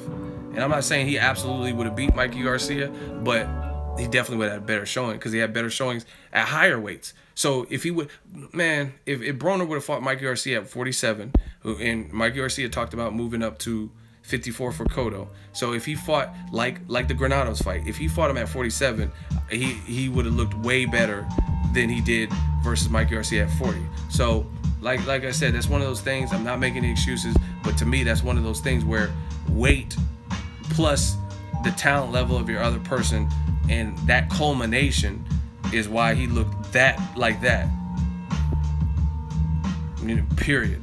But like, if he literally fought over at 147, I don't think the Garcia fight would have looked that, because I think Broner hurt Garcia to the body. I was at the fight, man. I was stupid close, and I think Broner hurt Garcia. Garcia has a good poker face. He's good, tough veteran. Been in there with big punchers like Edwin Valero and sparring and stuff, so he knows how to get by. And Broner is too economical with his punches. He's too economical with his punches. So you're not gonna, guys like Mikey Garcia that are at the elite level, you're not gonna, unless you're just cracking like that, you're not really gonna get him out there with one punch typically, unless, like I said, unless your power is just like bow and you just catch him clean as fuck. But you have to put it together, and that's where Broner failed. And I think the weight has something to do with it. You guys can disagree or whatever. So in my opinion, Robert Easter Jr., to my knowledge, he hasn't really had this much problem making 35. So I think that'd be a real competitive fight. I think it'd be more competitive than Broner, because he's at a natural weight that he's consistently made, and I don't really remember Easter Jr. having recent problems making weight. Who doesn't have the power? Who? What are you talking about? Who doesn't have power? This is to I Am the Drummer. Who doesn't have power?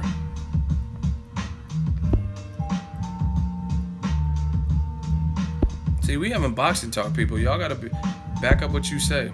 Simple. Who doesn't have power? I don't get it. I don't get who you're talking about.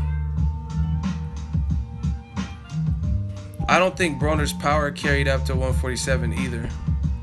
I mean, he knocked Shawn Porter down. Keith Thurman didn't even do that, so the man obviously got cracks. But none of that matters, because Garcia only has, he never fought at welterweight, so he would have enough power. If you have enough power to seat Shawn Porter down, something Granados didn't do, something Keith Thurman didn't do, something Kell Brook didn't do, then I definitely think Broner has enough power for a guy who would radically move from 35 to 47. like Mikey Garcia. But again, he thought he could make the weight. He trained hard to make the weight, but that's where it caught up because it's not a Khabib Verdiev. You know what I mean? It's not a Emmanuel Taylor. You're in there with the best 140er that you fought.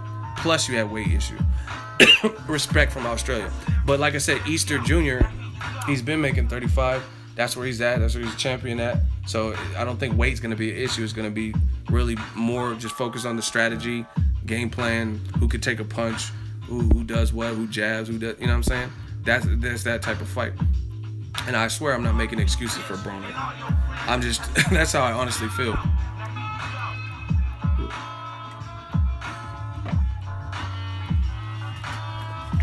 Like I said, Broner, when he fought Granados, Shawn Porter, and Maidana at higher weights, he didn't even look that gun shy. He looked like he couldn't get nothing off versus Garcia. You know what I'm saying? And so what causes that?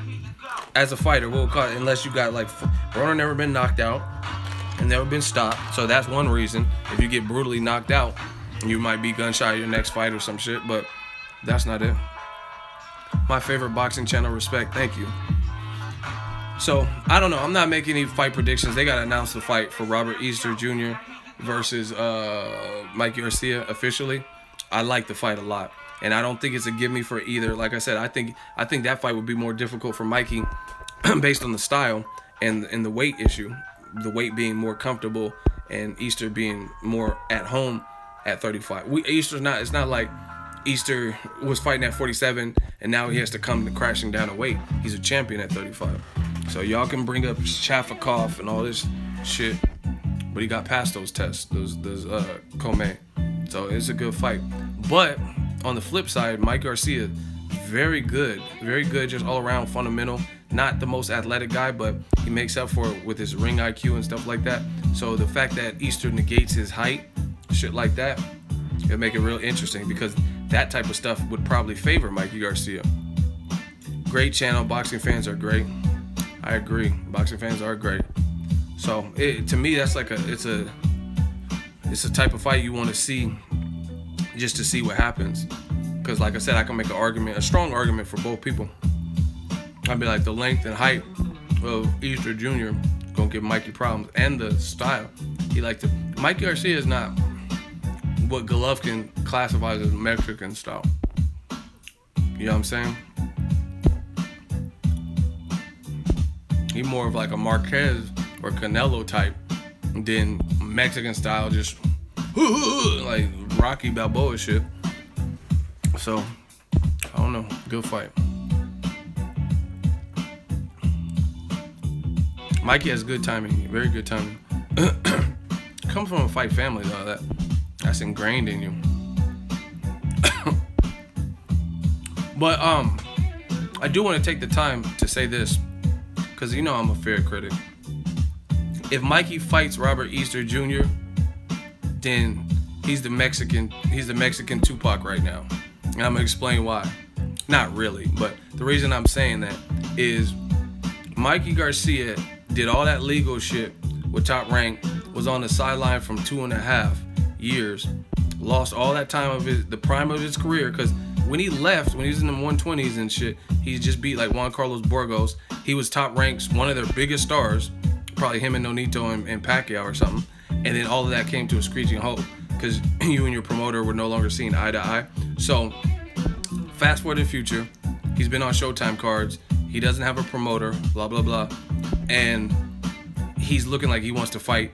And he's not, like, it's like he's making up for lost time. So I really respect that. If he fights Robert Easter Jr. next, then the dude's a dog. Win, lose, or draw, he's a dog. Because how you take 2.5 years off, take one tune-up with Elias Rojas at 140, and then you drop down and fight a WBC champion with good knockout power, Dejan's Latishinin, stretch him up, then move up and weight again at 140, fight Broner, beat him fairly handily and easily or whatever. Then you call out Cotto.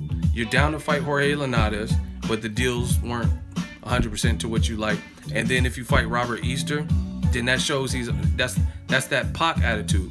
That's why I said the Mexican Pac, because when Tupac got out of jail, his work ethic was even crazier.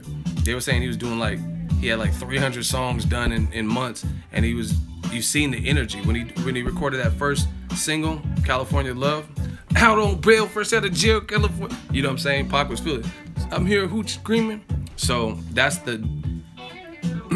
It was like Mikey was in jail. You feel me? It was like Mikey was in jail when he couldn't fight for 2.5 years and just doing, you know, occasional fight hype interviews where he has no fights lined up, no immediate outcome to his legal situation, stuff like that.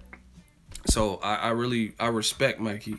I respect that he came out the gates and he's looking like he's trying to make up for lost time, if you really think about it, because that'll be at least Dejan's Latition and Broner in multiple weights, down for Jorge Linares at some point. You were down to scrap with Cotto and Robert Easter. You know what I'm saying? Like, wow.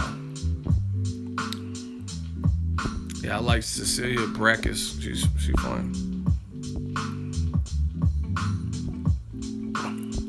Mikey wants to fight before December so he can eat tamales. He's not fighting this year. I think he's gonna fight in February. Shit, if Mikey wins, what's next? The sky's the limit. If you beat Robert Easter, a champion, then you unified, then I would try to go after other Terry Flanagan or whoever. Or where's Felix Verdejo? What the fuck happened to Felix Verdejo? What? I just thought of that. Where's he at? Where's Felix Verdejo been? Like, that's disappointing, man. Because, I don't know, here's a fun fact, the ego fun fact. You know, you guys know I know my shit. Vasil Lomachenko, crazy, almost 400 amateur fights. He said his most difficult fight was Felix Verdejo in the amateurs. You know what I'm saying? So that's a hell of a, from a guy like Lomachenko, that's a hell of a compliment. And it's like, where has he been? I understand he got in that bike accident, but that was a while ago, and he's, to my knowledge, has been good. Like, where has Felix Verdejo been? But anyway, if I'm Mikey Garcia and you beat Robert Easter, you just beat two people on About Billions label or whatever. Broner, and then if he beats Robert Easter, that's crazy. So I would go after Jorge Linares or a big money fight. You know, he can see if you want to move up and fight Crawford or something. Or who knows what happens by then. I heard Victor Postal's supposed to fight, what the fuck is his name? Victor Postal is supposed to fight Regis Prograis. That's a good fight at 140 because it's supposed to be for a WBC title. Who fell again?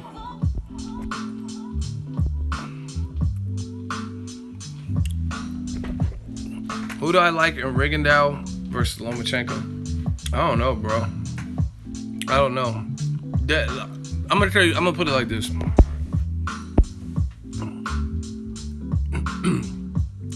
One, I don't know for a few reasons.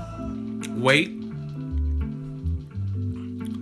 is he's moving up 2 weight classes, so you never really know what's his punch resistancy, what's his punching power, and 2, politics. That's what those things are really like. If it's a stupid close fight, no knockdown, like Canelo Triple G, it's a top rank card on ESPN when they have Lomachenko rated at number 3, number 2, number 1, pound for pound. Are they really gonna give Rigondeaux the decision? So I mean, it could go either way, but I'm giving an edge to Rigondeaux. I think Rigondeaux just, I don't know. I just get a feeling Rigondeaux, and the biggest reason is because Lomachenko's style, his style is like, it's like cute. Pause. It's like cute, like the punching and like million of punches and moving and million punches. But if you get in there with the right person that knows how to deal with movement better, has a better defense, better understanding of the ring, and they have power. Like if Rigondeaux's power transitions up well, then I think that's gonna be a difficult fight for Lomachenko. And you know what the funny thing is? I'm gonna ask y'all a question. This is another reason why I'm leaning towards Rigondeaux, right? I just feel Rigondeaux is the sharper person. Like when I think Lomachenko's style is still more amateurish than a Rigondeaux. Like Rigondeaux doesn't necessarily throw many punches, but he throws with crazy conviction. Like, oh shit, like, you know what I'm saying? And he's making them key noises and shit. I'm like, oh shit, Rigondeaux trying to take this dude's head off or whatever. But I'm gonna ask y'all a question. And the other thing why I don't know about weight, because it's a different style, but I'm gonna ask you guys a question. I gotta ask you a question. Okay, so Donaire at 122, the way he was looking in the fight size-wise, do you think Lomachenko at 130 rehydrates to a lot more than whatever Donaire was when he was at 122 and fought Rigondeaux? Like, basically, who's bigger? Because there's no rehydration clause in the Donaire fight. So who do you guys think? Do you think Lomachenko at 130 rehydrating is a lot bigger than Donaire at 122 when he rehydrates? Because Donaire looked fucking big to me. He looked big in that fight with Rigondeaux. And see, I'm kind of mad that Top Rank didn't do. I don't think they've done a press conference, so I ain't been able to size them two up. I haven't been able, like, they should have did a press conference by now. You think Lomachenko's bigger? But okay, for the person who just said Lomachenko's bigger, is it by a lot? Do you think Lomachenko, like, greater than 5 pounds? You think he's rehydrating a lot more at 130? Like, so what do you think? Lomachenko rehydrates to 142? 138? What do you guys think? That's what I'm trying to get to. Donaire look big. I don't know what y'all see.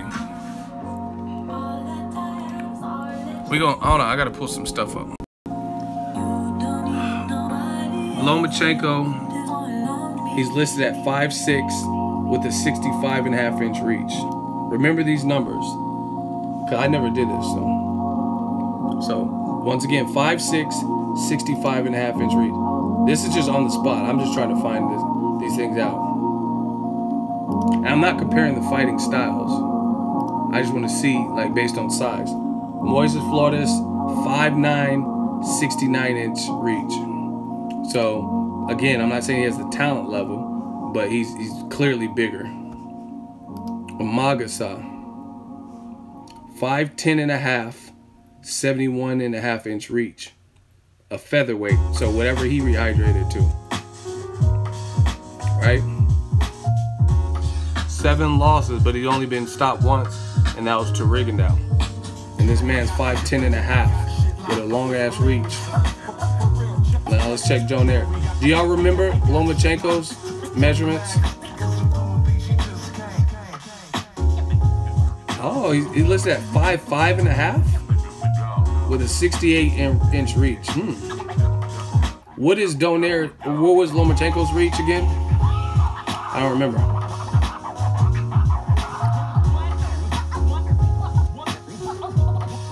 So Donaire is shorter but has a longer reach.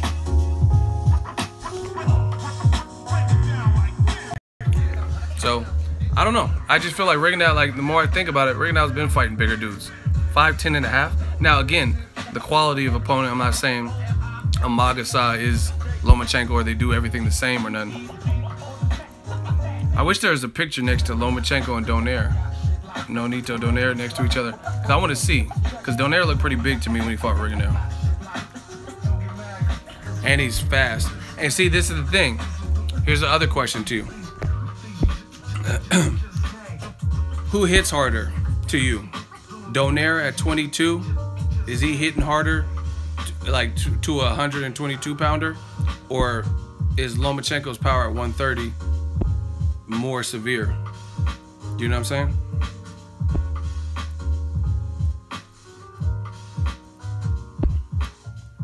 Who hits harder, Donaire or Lomachenko? Donaire. See, that's I agree with that too. I think Donaire hits harder than Lomachenko in general. So, and I'm not just doing triangle with it, cause I know y'all all say this stupid shit when people say stuff when you say something that someone doesn't want to hear. Triangle theories don't work. Like, I've watched boxing my whole life. watched it long enough to know that triangle theories don't work. And it's not even really a triangle theory because I'm not comparing performances. I'm just comparing like simple stats. And from what I've seen, Rigondeaux's constantly fighting people bigger than him. Now, the big difference is like Chucky Flores, Moise Flores, Magasa, Donaire, their styles aren't the same as Lomachenko, but I do think some of those guys might be bigger and might hit harder than Lomachenko. But Lomachenko has good power, but he has a different style altogether. So Donaire was a big puncher at 22, way more than Lomachenko at 30. That's what I'm saying. Like, for me, I think Lomachenko, Tank clearly has more power than Lomachenko. Clearly, that's if you dispute that, then I don't even know if you should be watching my channel. So I'm not talking about style or who would win, and it's not a punching power contest. But if you're talking about per capita punching power, Gervonta Davis has way more power than Vasyl Lomachenko. I would even argue like Miguel Berchelt and shit. Even that Puerto Rican dude, the Machado or whatever, they seem like a bigger puncher. But again, styles make fights. Style make fights. So it's not just purely about who has more punching power. We've seen that. Floyd showed us that. But I'm putting stuff in perspective. Rigondeaux has fought bigger guys. So, and I mean, he's probably done that. They both have probably done it since the amateurs.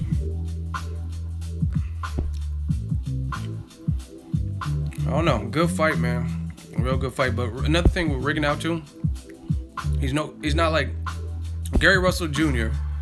Listen, we could do this. Like, I hope I get a hot seat, man. I hope I get a hot seat.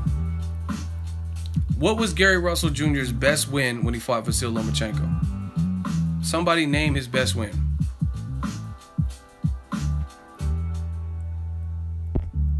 All quiet? Okay.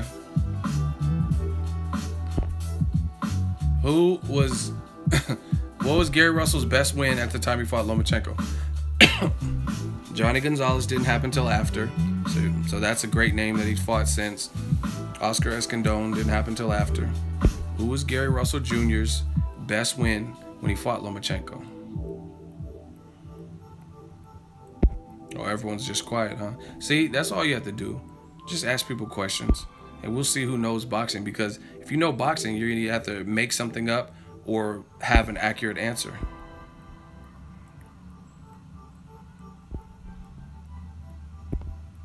See, no one's answering. No one's answering.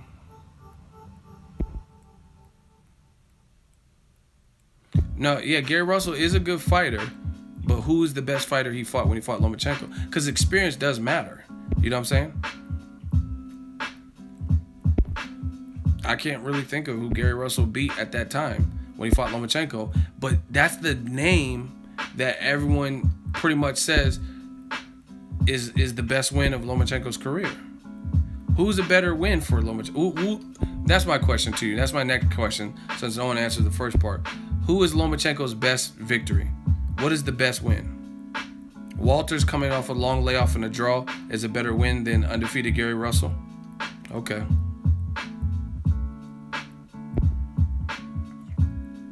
He beat Chavez. Who the fuck is Chavez? You don't even know his first name because you keep putting Chavez. What's Chavez's first name? Who the fuck is that? Who's Chavez? Julio Cesar? He beat Puto. He beat Chavez. Who's Chavez? No, you can't say Salido because he lost to Salido. So I said who's best victory? Russell Jr.? Who is it? Because when I think of best victories, I think of like everything considered. Like, okay, Floyd Mayweather. I mean, I know it's going to vary because he has like 50 fights. But who is Floyd's best victory? You could think of a couple different people. I'm sure we'll get some of the. You could say Diego Corrales. At the time, he was a huge threat, supposed to knock Floyd out. You could say it's De La Hoya because Floyd moved up weight. You could say the Cottos of the world, the Pacquiaos of the world. You could say Canelo, right? Different shit like that. But you wouldn't say like Lomachenko versus Walters. Walters was coming off for a draw, and a long layoff where he got fat in his off season, and then he fought Lomachenko. So that was the momentum he carried into the. These are facts. Diego Chavez, the one that fought Keith Thurman. What are y'all talking about? So again, like I look at all that. I look at like momentum. Like who fought Gary Russell fought Diego Chavez that fought Keith Thurman. That's what you're trying to tell me. Y'all sound stupid as hell. How the fuck he fight Diego Chavez and he had 147? And I know he was not that low in weight a couple years ago. And first of all, Diego Chavez spells his name with an S and not a Z. So that must be some other random. So you don't know shit about boxing. You fell for the mousetrap. You probably just box wrecked some shit and some random cat named Diego Chavez. So you just assume it's the one that fought Bradley and Keith Thurman and Brandon Rios. But Diego Chavez is from Argentina, spells it with the S. So if Gary Russell did fight some motherfucker named Diego Chavez, it wasn't that. This guy, the one that fought Bradley and them and Thurman, his name is like Diego Angel Chavez. Who the fuck is Diego Chavez? See, y'all some box rec groupies. You just, and there's nothing wrong with box rec. I'm not clowning box rec, but that's what I'm just saying. You just go to box rec and Wikipedia and look some shit up. Diego Chavez, you don't even know who he is. Who the fuck is Diego Chavez? I don't even see this Diego Chavez on here. I don't know what y'all talking about. But I'm on his record right now. Johnny Gonzalez was after Lomachenko because he became a champion in that fight, WBC champion. So you can't, how you going to use a fight that he didn't gain that experience until after Lomachenko lost? He didn't become a champion and beat Gonzalez until after Lomachenko beat him. So that doesn't work because he's not psychic. He didn't know when at the time Lomachenko fought him, he didn't know he was going to fight Johnny Gonzalez 2 years in the future and then beat him. I'm talking about where he was at the time when Lomachenko fought him. So, once again, no one's answering the question. Miguel Tamayo, is that it? Juan Ruiz, Vyacheslav Gusev, Roberto Castaneda, Christopher Perez. Who was the person? You know what I'm saying? And again, that's who people say, a lot of people would say is Lomachenko's best win. But like I said, if you look at Floyd, you look at Pacquiao, you can name somebody that had more momentum than Nicholas Walters on Pacquiao's resume that he beat. You know what I mean? Or Floyd or somebody. Shit, even the Charlo brothers. Like, okay, here's this. I'm just trying to tell you how my brain processes things. So when Jermall Charlo beat Julian J. Rock Williams, or when Jermell Charlo beat Erickson Lubin, right? We'll use those two recent Charlo victories. Name someone like that Gary Russell Jr. had beat before fighting Lomachenko. You know what I mean? Like just an overall solid win. Even somebody who's just getting praised as the next big thing, like an Erickson Lubin or a Julian J. Rock Williams. Who did Gary Russell beat at that time when Lomachenko fought him in 2014, where they were just like, Gary Russell even beat someone like that? Not even like a champion or anything, just somebody who's getting a lot of praise.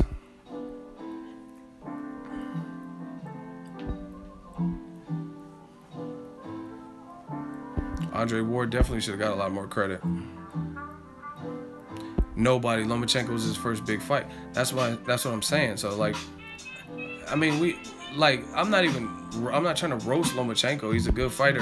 Lomachenko, for like, clearly his experience shows up if he only has 10 fights and he's even able to be in there with the Nicholas Walters or guys who have way more fights than him. So I'm not doubting that, but I'm just saying, if you look at all things considered, Gary Russell is probably his best victory. And Gary Russell at that time, we now know he's a very good fighter, one of the top featherweights, but at the time, that, like, okay, for example, timing is everything in boxing. Sergio Martinez, and I'm not making excuses. Lomachenko beat Gary Russell. He outclassed him. He beat him fair and square. Anthony Allen just dropped a $15 Shmoney Gang super chat. So yeah, we'll probably do a live stream after the Jacobs fight. But I'm not roasting. I'm just asking real questions. And Gary Russell Jr. at the time, he hadn't really had that significant win. Look at Sergio Martinez. When he fought Antonio Margarito, same thing. When Sergio Martinez fought Antonio Margarito, he was still learning, and it's a great win because we seen what Martinez later went on to do. So that's a great name for Antonio Margarito to have on his resume. But realistically, at the time, Sergio was starting on the job, didn't have that level of pro level experience. They put him in there with Margarito and he got knocked out. So that Sergio clearly wasn't the Sergio that would later beat Kelly Pavlik, in my opinion, beat Kermit Cintron, knock out Paul Williams, you know what I mean? Because he wasn't developed where he should have been at that time. Same thing with Gary Russell. Gary Russell has went on, like Sergio Martinez, to be an impactful player in the featherweight division. But at the time, he was just really a prospect with fast hands that everyone on HBO and stuff was like, oh, this dude is neck. And everyone gives Lomachenko a lot of credit for that. So, I mean, we'll find out. We'll find out. I mean, whoever wins Lomachenko Rigondeaux, it's a great win if they win it the fair way. Yes, Sergio was fighting only in Europe. That's what I'm saying. Like, Gary Russell wasn't fighting in Europe, but I mean, look at the name. He wasn't fighting. He was getting more like praise, like about what he can do in his amateur background and stuff than he had actually accomplished to that point. Miguel Tamayo, 15-8-2. Juan Ruiz, 23-12, 20-2. But no one's ever heard of that guy. 20-2, 23-2, 46-11. Like, you know what I'm saying? It wasn't like, do you guys know these names? Eric Estrada from Chips. So, and I'm not even like roasting Gary Russell, because everyone has a journey. Everyone, you don't want to just throw him in there and put him in there with the big dogs or something. So you're supposed to rack up body. Mike Tyson fought a bunch of people no one ever heard of and shit in his first year. So Andre Ward versus Roy Jones. I've gotten that question before. I don't have anyone beat Roy. Andre Ward's my dude, but Roy's just an animal. So, you know what I mean, at a reasonable weight, I don't see people beating Roy Jones. Golovkin damn sure wouldn't beat Roy Jones. Oh my gosh. Listen. If Canelo moving up in weight can go the distance with Golovkin, Jacobs, who's been knocked out before, could go the distance with Golovkin, what would Golovkin have for Roy Jones? Hold on.